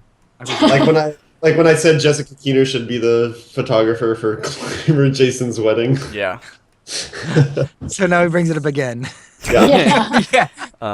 So that, yeah, so like Yukiko again, like I feel like we're definitely in that camp. I don't know if anybody else around here has that same. No, Uh, I'm on the opposite side of that, but I want to hear what Alan has to say. For me, it happened, but not till high school, because I didn't know what I wanted to do until high school, and not until I went to military school specifically, because I was in 9th grade at like a normal, but it's still like a private school, and I was kind of like thinking, I was like, where am I going to go to school? Like, I'm just going to go to some state university, like study business, like I don't know, something maybe oil related, like natural gas industry, like my dad works in. I was thinking that way, follow my father's footsteps, which I think is kind of like a default maybe for some Yeah. people. Absolutely. You know what your dad did, you can do that also. Mm-hmm. But then when I got to the military school, they had a computer art like program. And so like I was first exposed to like 3D modeling software, like Photoshop, like actually using Photoshop for artistic reasons. I remember that. And so like that started to develop, and I had an actual traditional art teacher there, and she knew about Savannah College of Art and Design because I was in Georgia at the time already, and she was like, hey, like you should apply to this place. Perhaps you could do the fine art side or the computer side, because I think they have both sides of the program. And so really, I put all my eggs in one basket. That's Like what I did, too. applied to SCAD, and then I applied to Texas Tech, and that was the only 2 schools I applied to. And I got both, but when I got SCAD, I was like, hell yeah, like that's where I'm going. Like that, I made my decision like right on the spot, basically, Nice. because they had that. I saw like, the visual effects program, like animation, game design. Like I wasn't sure which one I wanted to do, Yeah. but I knew I wanted to do one of those 3. And then when I got there, I realized visual effects was more in line with kind of what I enjoyed doing. So it took all the way till high school, but at the same time, once I found that path, like found that field, I was like hooked immediately and knew that that's what I enjoyed. So Gotcha. See, Yeah. Gotcha. I guess I And was then a the little. friendship began. There you go. exactly. I guess DDR.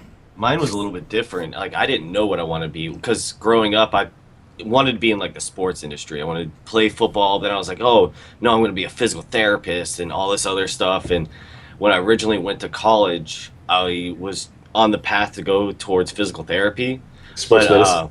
Yeah, in sports medicine, and it's extremely tough. Extremely Really? tough. Yeah. Oh, wow. So, and Competitive wise, or just that, and I only applied at studious? studious, and I sat That's with not the even a dean. word, but whatever.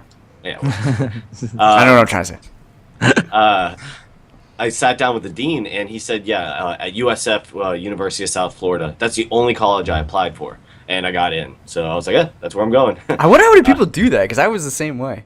Yeah. And when I started to go there, I kind of had this little path and everything. And about a year and a half in, I'm talking with the dean of the physical therapy school, and he was telling me like how thousands of people apply and like they only take like 100 or something. I'm like, yeah, that I'm not going to be able to make that probably, because he said that my GPA wasn't high enough, and my GPA was actually, to me, decent. It was like a 3.3 or something.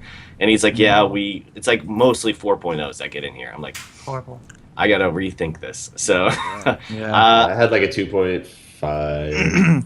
Oh, It's funny how this guy was like a gatekeeper for like your path, though. You know what I mean? Yeah. Like, see these people that can be your gatekeepers. Like Alan's was his teacher saying, Yeah, yeah. "Hey, I know the SCAD school." You know what I mean? And it like sent him on his direction. And this guy sent you on your direction too. You know what I mean? In a different way. Yeah, Major and- Payne was my teacher. Nice. Major. I'm not even kidding. That's awesome. So, but after that point, I had to sit there and really think about what I wanted to do, and I actually, I cut down my hours, started working more, and my hours in school. So I was going like part time and everything. This is And I when was you were like the wave, the jet ski. rental guy. Yeah. And Just, Yeah. Long hair, bro. yeah. my dad That's always beach, called me. bro. He's like you're a beach bum. I'm like, yeah, but That's So awesome. Nickname's Baywatch. actually, it was Shaggy. AKA Baywatch. Yes, I love it. My nickname was on the radio Shaggy because I had the long shaggy hair. Yeah. Shaggy Baywatch. So Harry good. Baywatch. Yeah, but then eventually I had a conversation with my old boss, and he wanted me like to run the business, which I kind of was already doing, and I'm like, you know what? And I said I won't have time to go to school, and I was only going part time at the time, and he's like, well, school's for only certain people, and I was like, you know what? It's for me, man. And I cut my hours at working now, Yeah. and I went back full time, and I did a lot of like, I guess, thinking about what I liked and what I like to do. So I got my degree in finance because after a while, like finance is in every single field, any business, everything. So, and my dad said that was a smart path because I wasn't sure exactly what I wanted to do. So So we know that you've become this like financial guru, one of the best. So if you need any issues, just call Ian and he'll Yeah. take care of you. Yeah. no. But is there any like do you still find yourself following that path, or has your now I know because you've explored cooking as a potential career as well. Is there anything else in addition to that, or is there more like to do with cooking that you want to like explore? No, I mean I was just kind of a cook while working at the beach too. I'd worked a lot of odd jobs and everything. But yeah, and I still enjoy cooking. I don't want to make it a career ever. You know, I like going in the kitchen. You know, just looking at all the ingredients and be like, oh, what can I make? So Yeah. and It's kinda- like your More at hobby home then. thing. yeah. Okay. Yeah. Gotcha. But I when I looked at everything and I was going to school for finance, I really like it, like the stock market, and it's just a crazy world and it's fast paced. So, and that's the route I went down. So Gotcha. Steve, it took me a long time though to find out what I wanted to do. Yeah. yeah. Steve, you want to be a professional wrestler, right? No, man, you guys know what I want to be. Yeah, what's that? Princess. A bad boy. Bad boy for life. Yeah, dude. I love the hat too, because if there's one thing that like makes me wish I think could bad see it. boy, it's I'm sorry. Can't see Steve. No. Yeah, come on. Oh, Like Either that. can the people listening on iTunes. So if those people are Run to listening, Yukiko real quick. Run to Yukiko. Yeah, come Yeah. so while he's doing that, I'll He's explain. doing it. You can go to youtube.com/MailsfromGamers channel and you can And get hop this on cool hat. and you not get the cool hat, but you can see Steve wearing the cool. What the fuck? He's just like, look out of nowhere. Where the fuck? I have a whole dress. Where the fuck did that come from? He just has a big rack of hats right next to him. Yeah, AK hat rack. Damn it. Can I like leave the call and come back? I just want to see. Please don't. I just want to It will Okay. it will cause all types of hell for Okay, you. I won't. But Steve, okay, serious note. Actually, I wanted to be a firefighter. Mm. Honestly, I was playing WoW. The whole funny thing was, I was playing World of Warcraft at the time, and the guy I used to work with, he was on all the time, and I was like, "How the hell are you on all the time?" He's like, "I'm a firefighter," and he's like, "I work like a whole day, and then I'm off for like 3 days," and I was like, I "Are you wanna kidding do me? that. That's the best job ever." I was like, Get to I'm play World of Warcraft for 3 days straight. Yeah, that's it. I was like, "Are you kidding me?" And you make like good money and like all this stuff. And I was like, Might be and I burned alive. Like yeah, that's a like part burned of alive. that. I can do that. I know, but like that sounded cool too. Why wouldn't you want to be just like a professional e-gamer then? Right. Because then you're just playing anyway. Because I've always Yeah. You just shocked him. This is not the best. I don't know, Like- because we're not the best. That's what I was gonna say. But we're not the certainly worst. the worst.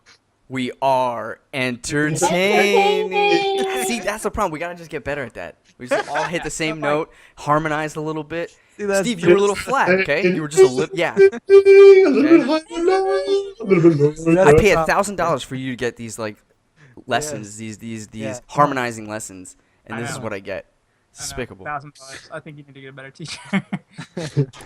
No, but that's what I want to do. I was like, holy crap, I want to do this. And then I started looking into it, and I started realizing that it wasn't for me because like I can't deal with blood. I can't deal with blood at all. That's Oh, kind yeah, of we a talked big about the one. vet. That's a Firefighter. huge thing. And then firefighters are the first on the scene, That's and they're there before anything. And I'm like, yeah, because I can imagine me going through all of school, and then I go right in the thing. I'm like, oh, and just pass out. I'm like, you're fired. You know what I mean? Like, it's like, oh, you get used to it. You get used to it. I'm like, I can't. Even when I look at it on TV, people getting like plastic surgery and a tink tink with like nose. I'm like, ugh, can't do it.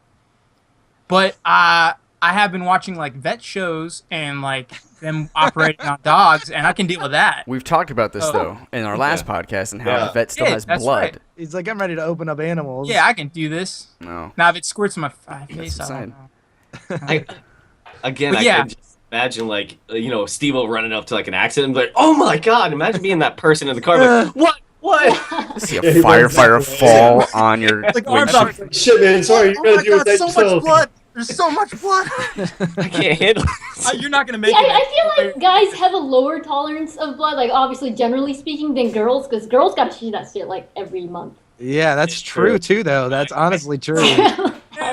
Imagine Yeah. the first time you're like bleeding and you're like, oh my god. But it's because we use dick ponds, and Yes, that really exactly. is like, and we're so efficient with them and so on point. We never have to see the We don't blood. have to That's worry why about it's it. a True, yeah. surprise for us. That fit through the little hole, like. Yeah.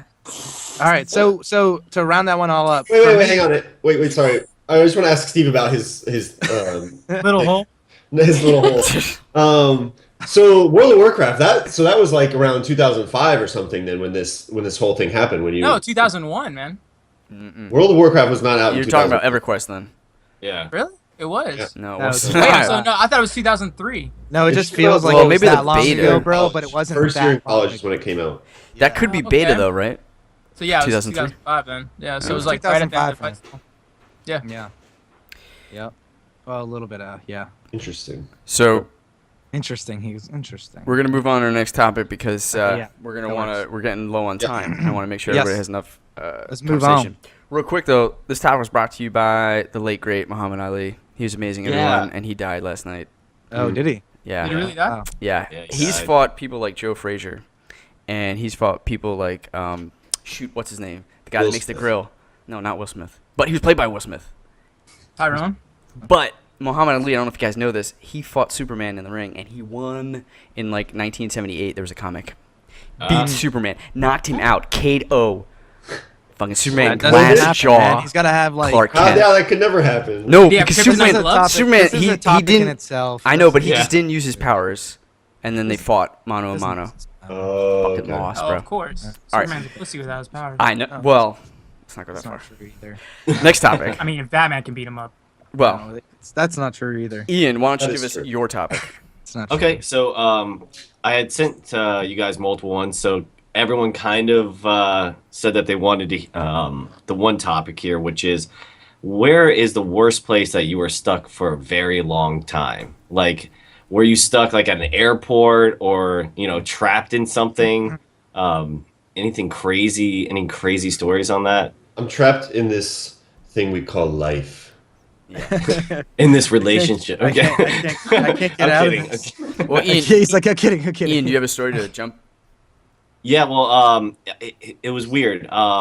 Actually, mine was it was out in the open, but I was trapped when I was working at on the beach. I was out, and my jet ski broke down that I was trying to bring back in. Ooh. So I literally was sitting out there for probably a good 35 minutes before Oh, my okay. boss went out there to come and get me. Yeah, That because I probably had felt no longer break. when you're out there too. It felt like an eternity. I was like, am I gonna have to swim? Like I'm Have you like seen I'm the movie looking. Open Water? It's Uh, terrifying. I'm not gonna lie. I was Shark. terrified. I was just like, how Yeah, in dude. the fuck do I get back? Yep. Like, and you're Yeah. you're looking, Castaway. and I mean, like, you see the land. Like I wasn't like crazy far out, but I mean I was out there, and I'm like waving, trying to get someone's attention and stuff. Yeah, but finally my boss. I mean, I knew that my boss was there. I'm like, but how long will he take until he know? Like, hey, I gotta go find him. So I just sat out there on this thing wouldn't start. Oh man, it was So terrifying. were you like waiting on the jet ski, or were you just like floating in the water, or what? No, I was sitting on the jet ski the whole time. Okay, that's what I would Yeah, be too. Because straight like, as if I hell. was just like dangling in the water, man, the shit that would be going through my head, I would be like, oh my god, like And then it there's gets a dark great out. white shark underneath me. What was that? Like Man of War. I don't know. let me bounce off that one because that's kind of, that was like exactly kind of something I had going down. It was 4th of July when I was like really young, and my uncle decides he wants to rent a pontoon boat and he wants to go out into the Gulf of Mexico. So we're like, yeah, this would be a great idea. We can go out there, we can barbecue a little bit on the boat. We're also going to set some fireworks off because it's 4th of July. So he starts taking us out into the middle of the Gulf of Mexico, and he starts riding for a while, a few hours deep. We're like 20 something miles off the coast, like a ways out. Wow. The frickin' engine breaks down.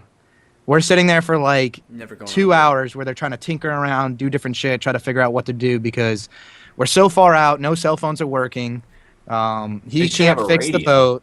Right. So we ended up radioing and having to get this it's like it was just like a kind of like a barge boat, like a fishing boat sort of deal that had Whoa. came around. So we're sitting out there for about 4.5, 5 hours. Just don't know if we're gonna get any help or not. We see like this marlin come running, like sliding by, not running by, obviously. He's just floating by. He's got like half of his body ripped open. We're like, what the fuck? There's like gotta be a giant shark out Jaws. here. We're in the middle of the ocean, like you can't see land anywhere. You know, you got decent sized waves coming by, and we're on a pontoon boat. This boat is not made for the deep ocean. Like, what the fuck are you doing? This is made for the lake, you know. So I'm freaking Yeah. out. Holy shit, what are we gonna do? Finally, the barge comes by, you know, like picks us up. I feel like it's Titanic all over again, you know. 'cause All of- over again, as if you experienced. I was All there. over again. Emotionally, everybody was there when that movie came I out. was there too, Rocco. I was Yeah. there. I'm Yeah. still there. I was Yeah. still Never let there. go, Yukiko. Like, oh gosh, oh man, they gotta dry off, man. No, seriously though, we got our blankets and all this different stuff. We were all like, "What the hell's All gonna over happen?" I had again. to tow this boat in, but I was What like, we that gonna was eat one of first? the most terrifying things that I'd ever been involved in, man. I thought Jaws for real was like gonna happen. How Like, old were you? I was This was probably yesterday. like 8, 9, so I was young Man. when it was going down. And you guys are talking about being adults and thinking about the things that go through your head. Like, I'd be a little kid and just be like, everything's bigger than me. Yeah, but like I Yeah. think that when you're an adult, it's like more realistic. You're like scared Yeah. more. Like you have more things to be fearful of. Whereas a kid, you like don't even know like what to Well, be scared being of yet. around parents that also weren't like they couldn't control their emotions.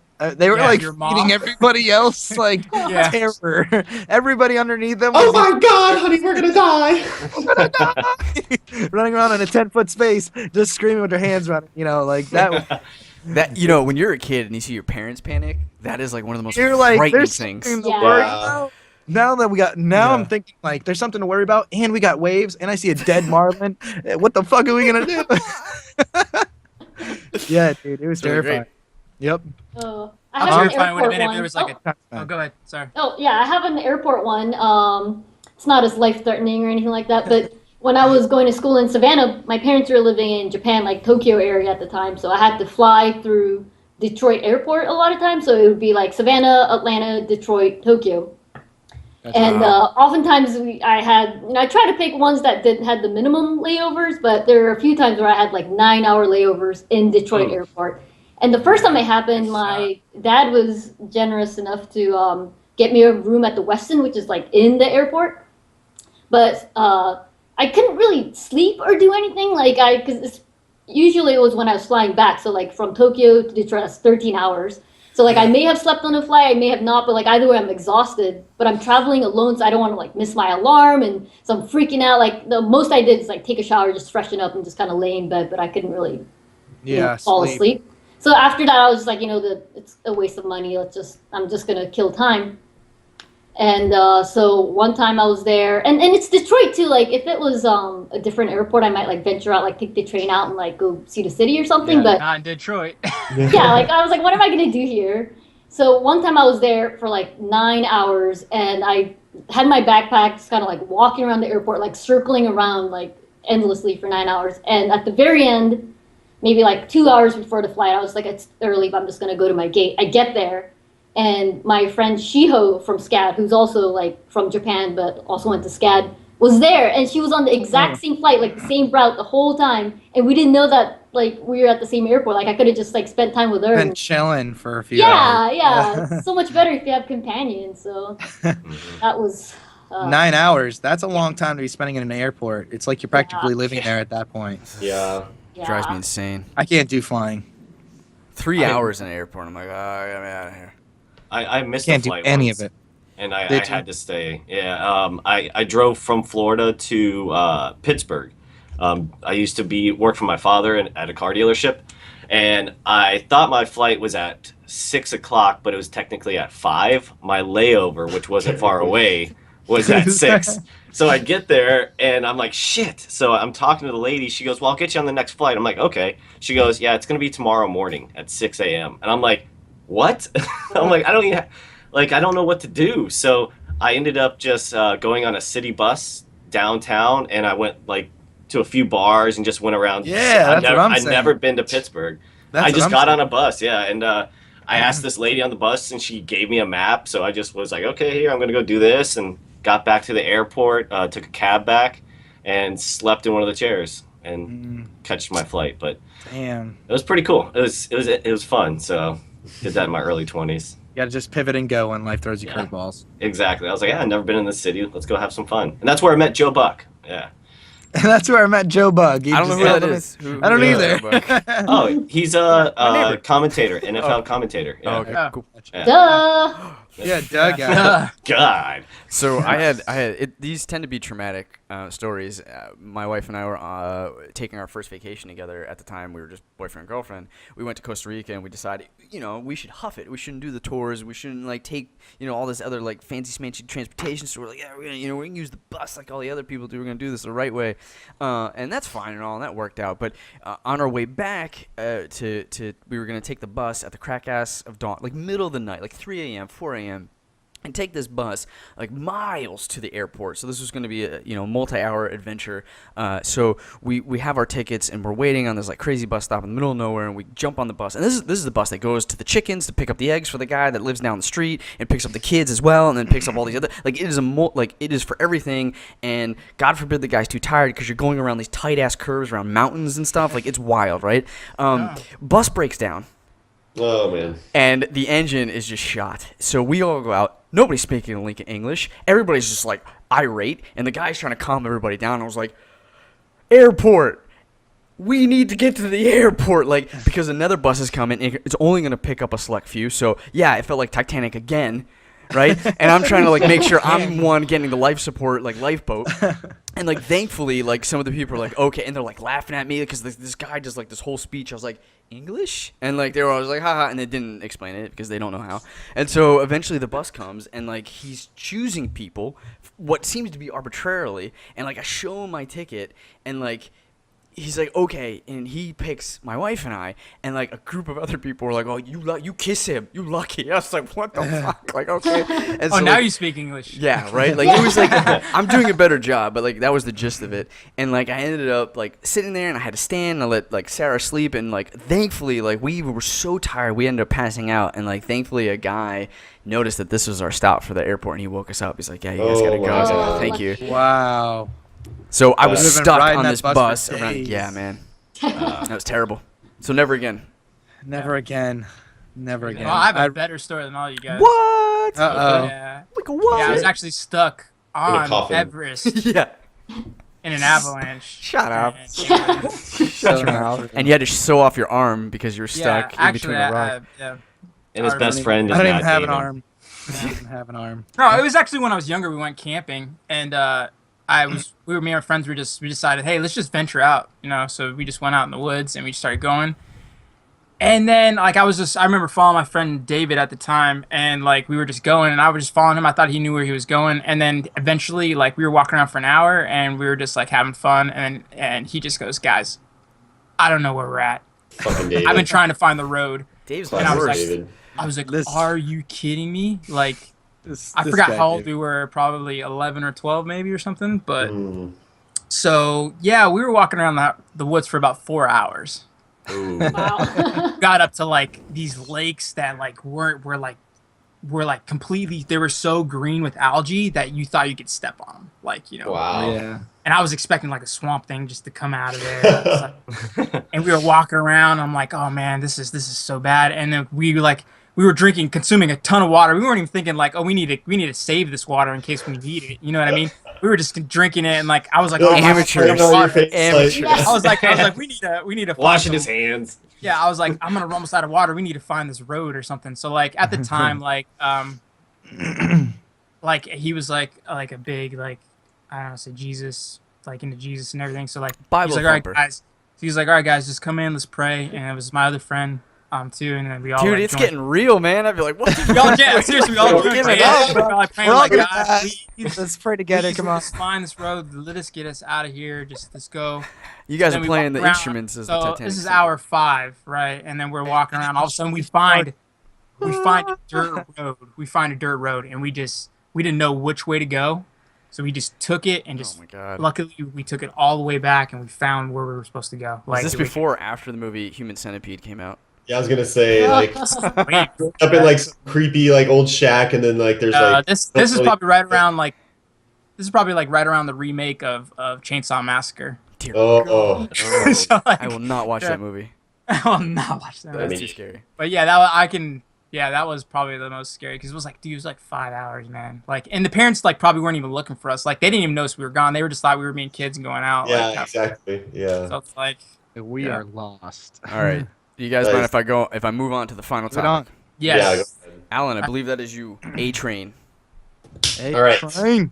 So, I think everybody here will have this resonate with them, but for me, when Scar throws Mufasa off the cliff in The Lion King, when I saw that in theaters, that like hit a chord with me, and it was like Oh, for the sure. most traumatic thing. Absolutely, man. Like my whatever 6-year-old, 7-year-old brain was just like, oh my god, he just killed Mufasa. Yeah. Like that was so sad. His So brother. yeah, I want to know what childhood movie moments were traumatic my for you God. guys, and I'll just share like a couple more, and you guys can say yes if you agree with these or not. But Gotcha. for me, the probably one I remember the most is Jurassic Park. So I was like dying for my dad to take me to Jurassic Park. I was like, this is like the coolest movie I think I've ever heard of in my entire life. And Jurassic Park 3. Yeah. Shut the fuck up, Steve.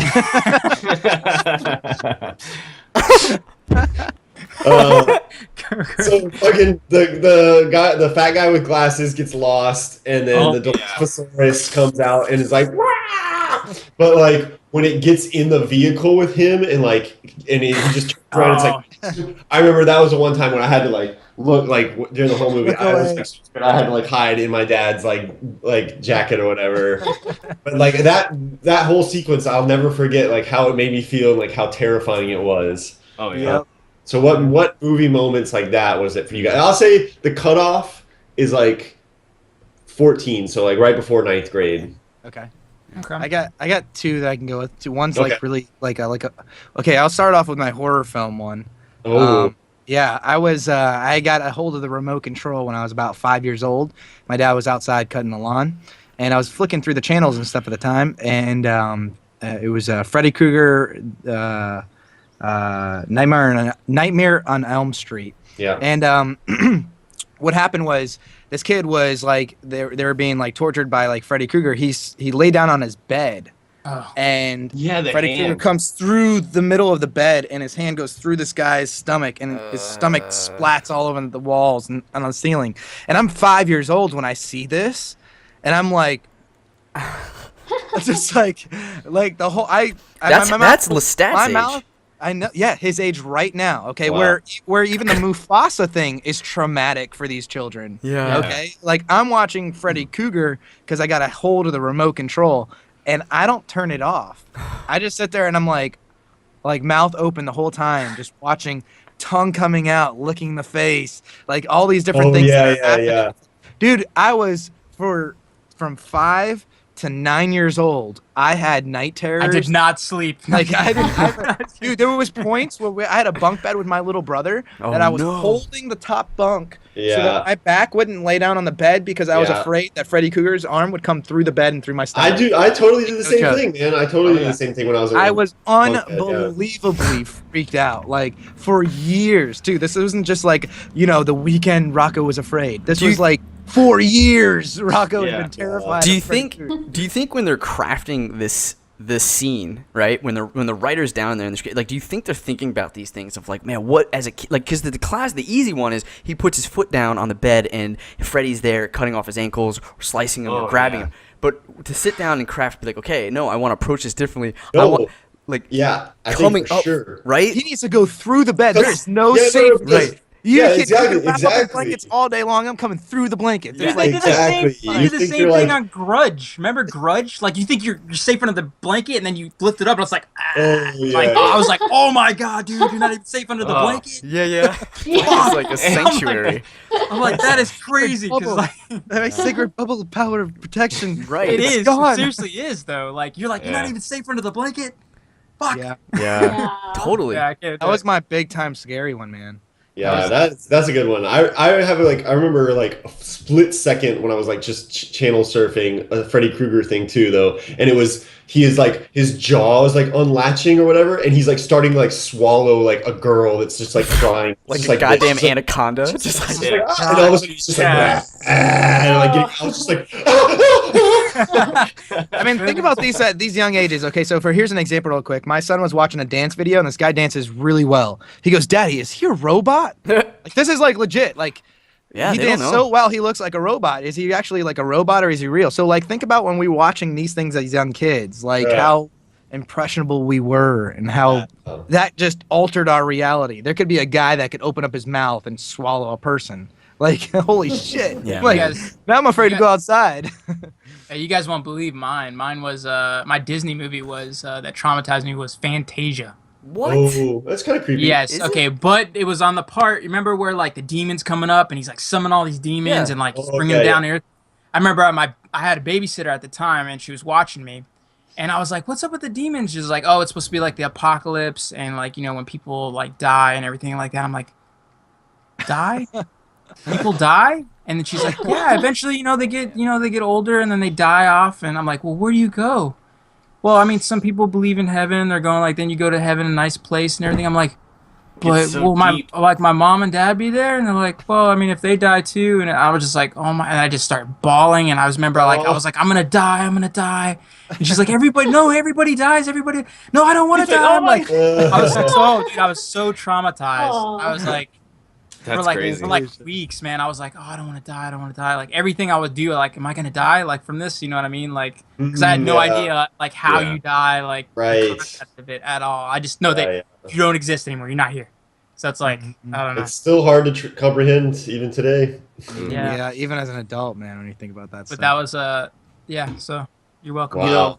You're welcome. That is a trippy movie, though. That is like a crazy movie as a kid when you're watching it, for sure. Here's another one too that wasn't a horror one, but Wizard of Oz for me scared me. Which Like when the part? witch, when the witch would come out and stuff like that, the music and like, when she would get, like, even when she was getting the water thrown on her and she was melting, like that was still scary for me too. Oh, yeah. I was like, I have a melting one that traumatized me. The movie, I think it was Volcano. There's a subway scene where the firefighter With is, Tommy like, Lee Jones? Oh. Yeah. jumps out into like a puddle of lava and he's melting as he throws this guy, like, basically sacrifices. So he's just like melts into the lava. Oh my god. Traumatizing. Another topic I want us to talk about eventually are like the cool things that like you still do as a kid. Like this reminded me of when the Terminator was like melting and he put up his thumb.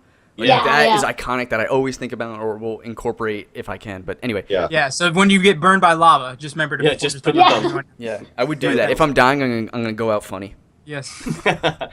My kind of crazy one is, I don't know if you guys ever watched it, but it was called Tales from the Crypt. Oh, yeah. Oh, yeah. At the beginning when they're going through the house, and I know because I would watch it with I have older siblings, like a lot older, so they exposed me to a lot of like things that I shouldn't be watching as a kid, and even though I knew going through the house and everything, at the end he's gonna pop up out of the coffin, I would still just watch it and then start cringing. And right when I would hear it, I just would close my eyes, go under my blanket and everything.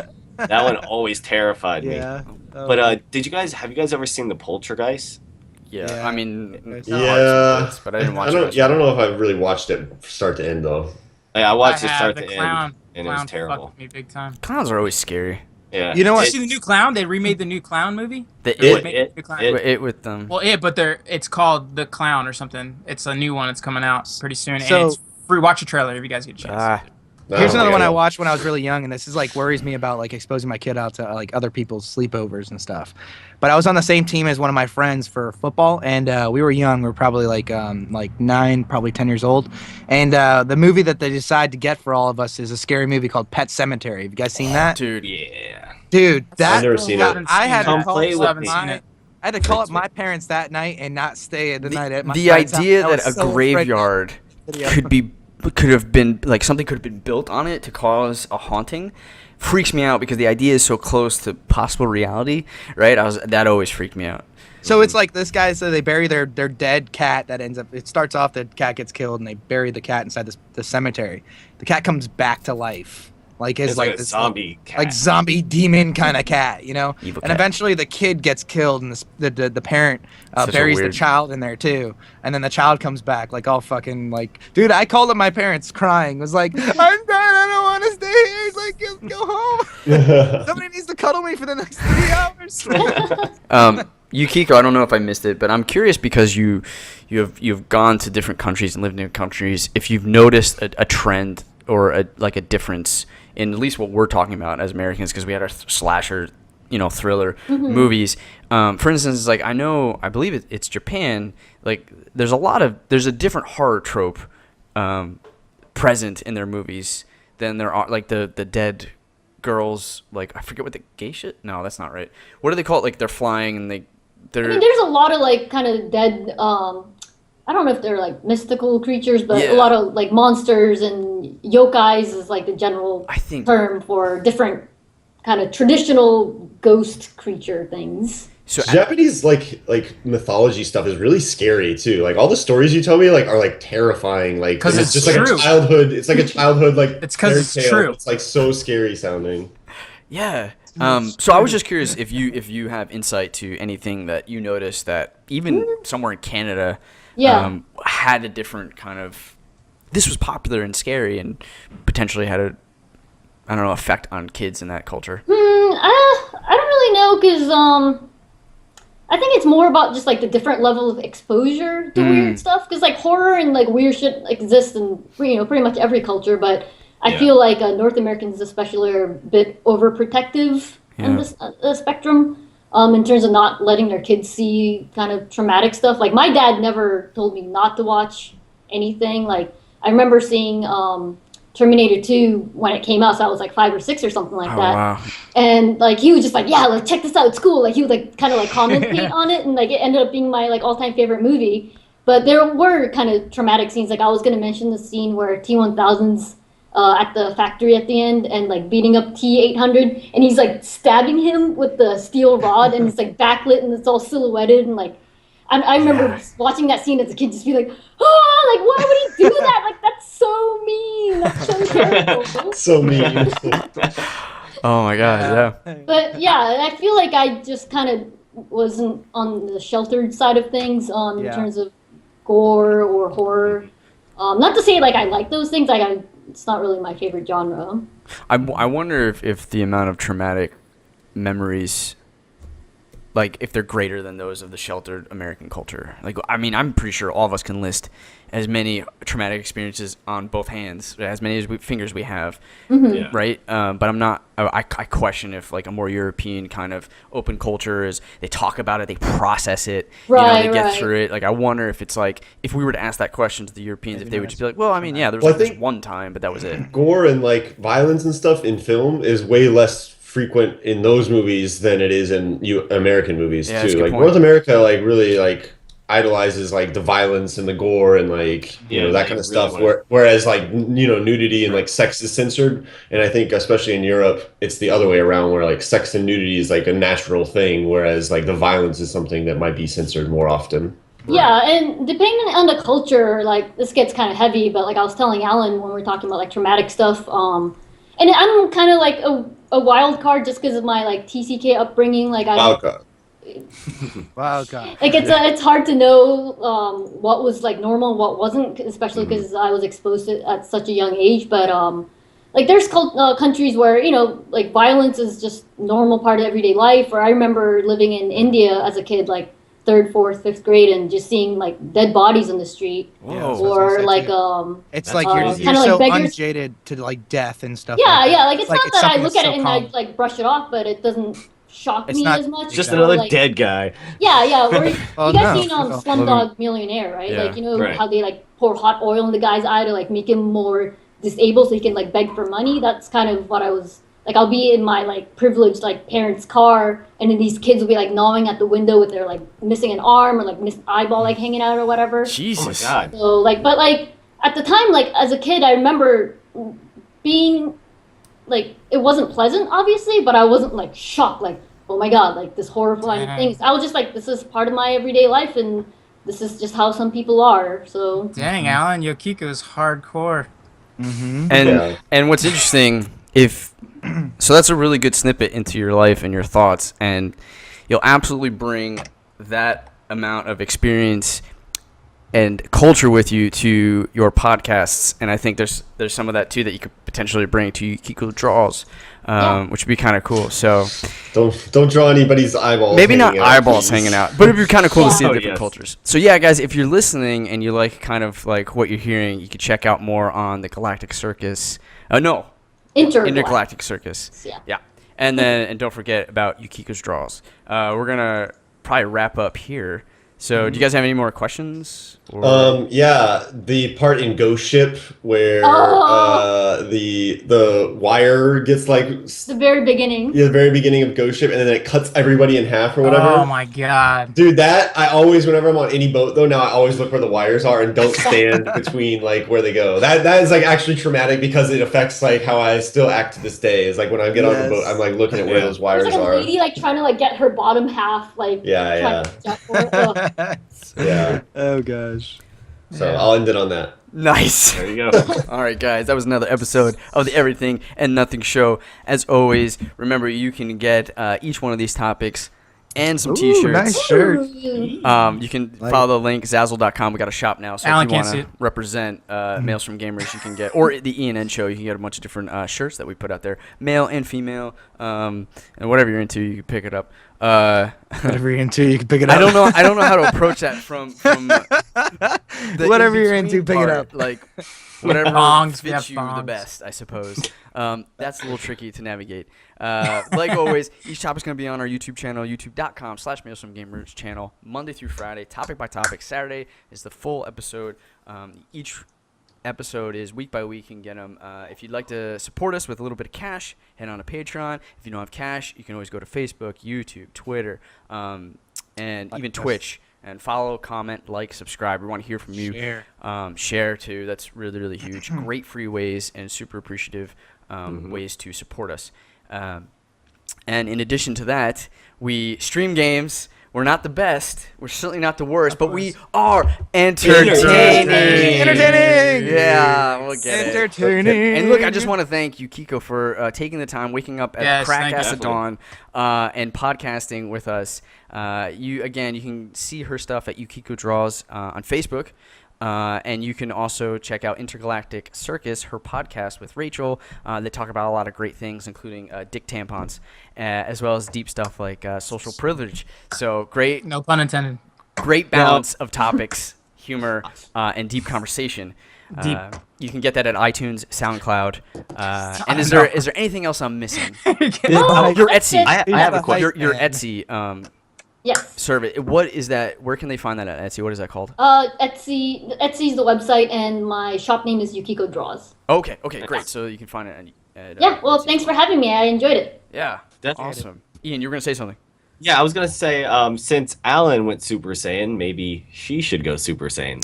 No, she didn't lose a trivia game. She does not have to go Super Saiyan. No. If she should, would though. lose a trivia game, that'd be great.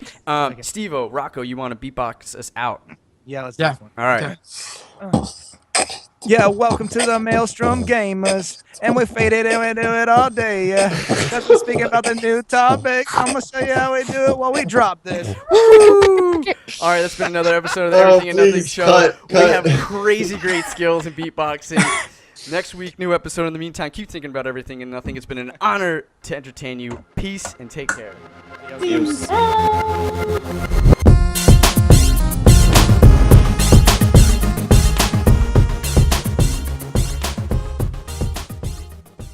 No, they're going out. They're out. They're out of Yeah. style. No, they're back in. No, they're Bring gone. them in. You should do like Just- a man like two buns instead. Yes. Ooh. Yeah. Oh, there you Switch go. it up. And pigtails. Yeah. There you go. Oh my I God. guarantee Long you'll be a stocking. trendsetter. You would be something. You look really cool. Rocco. You should do it. You guys know this guy named Ladybeard? No. He's like an Australian wrestler slash heavy metal singer, and he's Oh, really? like he's kind of like big in. I think it started out in like Hong Kong, and then like now he's big in Japan. He collaborates with Baby Metal, you know the girl metal band, like Oh, three yeah, girls yeah, like dancing around, but it's like heavy metal music. Yeah. Anywho, he's like this big burly Australian guy with like a beard and everything, but he's got long hair and he wears makeup and basically like. But it's not really drag. Like he just looks like a really. He's so much cute- like a dude, like a lumberjack. But Yeah, wearing, yeah. Like, But he dresses. poses like super cute. Like He's- he gets he's he got like trendsetter. the poses down and like does I like. think I have seen this. Yeah. I have not seen this. It's You guys great. have to look him up. I'll have to look this guy up. Yeah. So He's a I'm trendsetter. I was just looking at some of your pictures. They're awesome. Is the one with the guy brushing his teeth, is that Alan? Yeah. Or supposed to be? Yeah.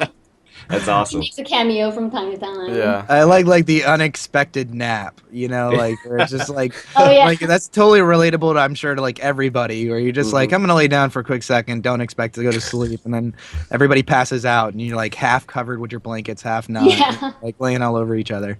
One thing, so the one that like actually caught my eye was more of a recent one that I felt like I was just staring at for a while, and it was the one where Alan is playing video games in the morning with a big smile on his face. It's a PS4 controller, and you were just having a dance party while brushing your teeth Yeah. in the morning. And I was like, oh, it's like it's super relatable, but it's a fun capture into your like life and like just your relationship with each other. It's just really cool to see that, and it was just like fun to like just imagine like. Yukiko dancing around, have a good time, and like Alan's like, yeah, this is fun, playing like Uncharted or something. Like, Yeah, it was that's really exactly cool. what was happening. Yeah, it was really well depicted. you. Can you talk a little bit, maybe you touched on it a bit, but could you talk about a little bit maybe your process in how Yeah, you? sure. Well, my main thing that right now is I have right here. I draw. Because I would say, yeah, we check us out when we're playing. Look, we're not the best, we're certainly not the worst, but we are. And then everybody would be Entertaining! I wanted which to is say really it! fun to say, but like nobody else says it. Yeah. She goes, I wanted to say it. Aw, all right. Well, thank That's the you, only reason Kiko. I came on. We'll say try to that. do it again at the end. But yeah, so Steve-O comes back on. Maybe he'll do it with me, and we'll start that up again. Anyway, let's get started with our first topic. It's kind of, I would want to start a tradition where when a guest comes on, I kind of want to just, people who are watching this are like, who the hell's that head in the box? I want to know about that immediately, because else they're going to just be distracted. So Yukiko, head in the box. My topic is basically, who are you? What is Yukiko Draws, Intergalactic Circus? What's up with that? And tell us a little bit about yourself. Yeah. Where to start? Start Who am I? anywhere, wherever your brainium goes. Well, I am a graphic designer by day and I guess illustrator by night, and that's kind of what Yukiko Draws is around. Well, I kind of treat it like a daily journal, but like a drawing journal, essentially. That's what I love about it too. Yeah. Thanks, yeah. So whatever like funny or frustrating that happened throughout the day, I would try to visualize it somehow into a drawing and post it online. So like it's no different than sharing your moment through photos. Like you do something interesting or exciting, you take a picture and then you Except for upload it's it. totally different because it's like graphically there you can see in like this cartoon expressed, which I think is perfect. Yeah, I get to like put my little spin on it, because if I took a picture of me like, you know, on the bath on the toilet or something, it's not as exciting as like a drawing of it. It's yeah. Speak so for yourself. Yeah.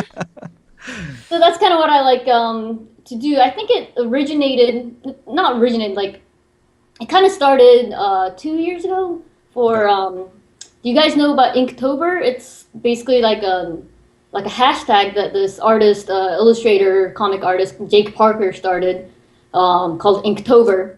Okay. And basically, for the month of October, artists are encouraged to post one drawing that's inked. So not like a quick sketch, but something that actually you took the time to ink through, and post it every day on social media for the entire month of October. So 2 years ago.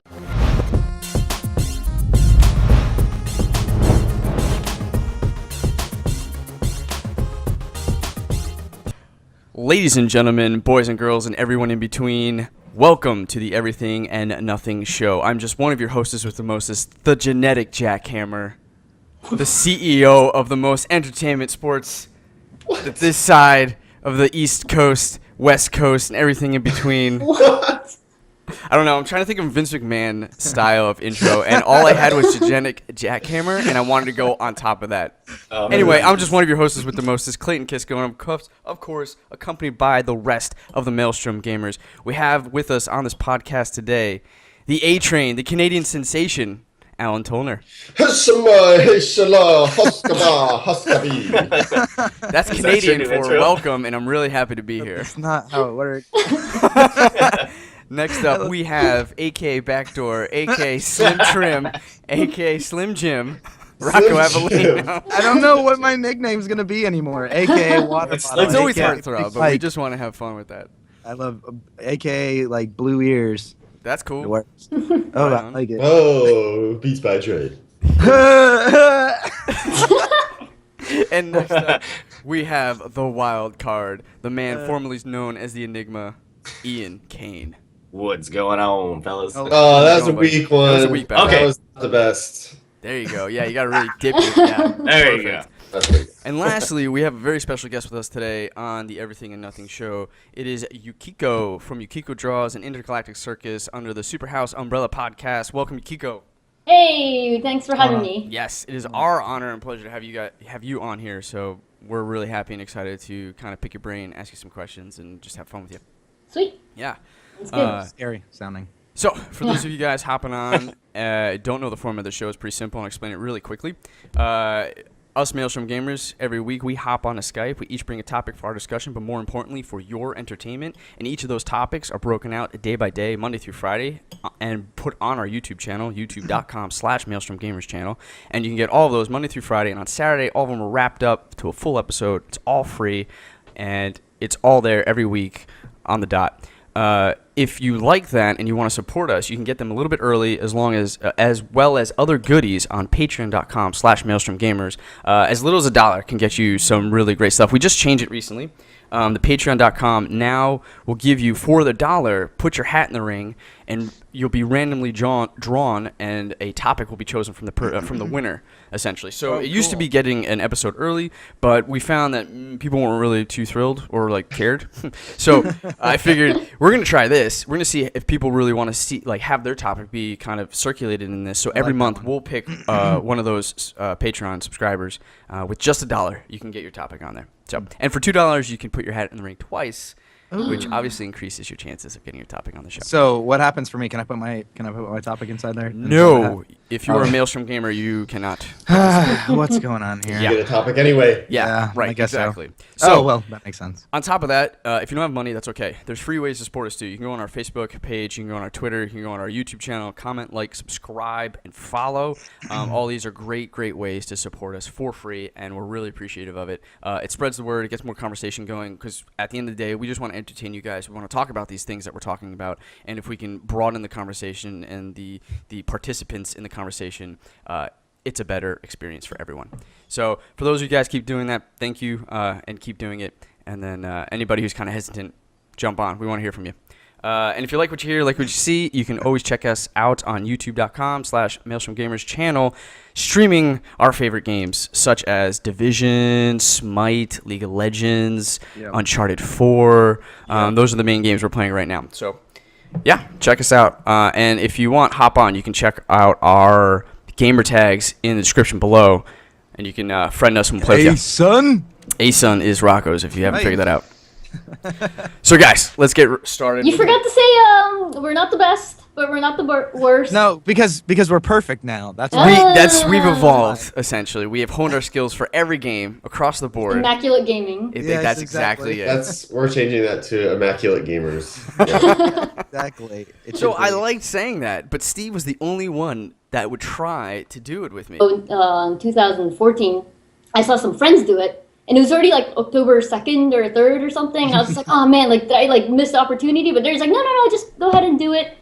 But I didn't have anything interesting to draw, so I was just like, okay, well, I'll just do like a quick selfie of me just drawing myself with like a mirror reflection. And that was my first Inktober, the first two Inktobers. One was me, like, just as I am, like, mirror selfie. And So then the second that mirror one's where you got started at? I guess so, yeah. And then I didn't even think too much of it because I drew different things throughout that month. But I ended up drawing a lot of just me doing stuff because I'm not really like a concept artist, like a fantastical artist who's just like imagines random stuff and, you know, draws it. Kind of like Matt Core, like I'm not like him at all. I'm more like just pick up whatever happens every day and translate it into a drawing sort of thing. So that just happened naturally, and people seem to like it. So that was encouraging. I kept doing it, and I did it again the following year for Inktober. And but I would do it even within between Octobers too. Yeah. So just kind of transition into like not daily. I try to do it daily, but you know it's usually like every other day, every 3 days sort of thing. It does feel like you do it enough times in a week where it feels like it's a natural part of my Facebook feed now. Oh, Yeah, good. So I subscribe. Right, Nice. so go to if you guys are hearing this, go to facebook.com. Look for Yukiko Draws, and just if you want like a fun little, it feels like a fun Sunday morning cartoon for adults because it's very relatable. And That's the part that I like about it so much. Is it's so Right. relatable. Yeah. So like your daily experience. right, and it's just gonna be in your feed like every so often. It feels good. It feels like it's just very very like natural part of the day. Oh, thanks. Yeah, and so like I'm trying to think of a couple other ones. I got one I want to say real quick. Yeah. Okay. Yeah. So one I was worried about is that I know that you watch the show often, so you're one of our fans here. I was worried because I saw the image of the one you drew of the man bun, and he said man bun. You got these big scissors, yeah. and I'm like, oh my gosh, I'm gonna have a topic about man buns. I'm wearing a man bun. I'm like, Chico's gonna be pissed at me. It's because they're terrible, Rocco, and you should feel terrible. Yeah. They're coming around. No, they're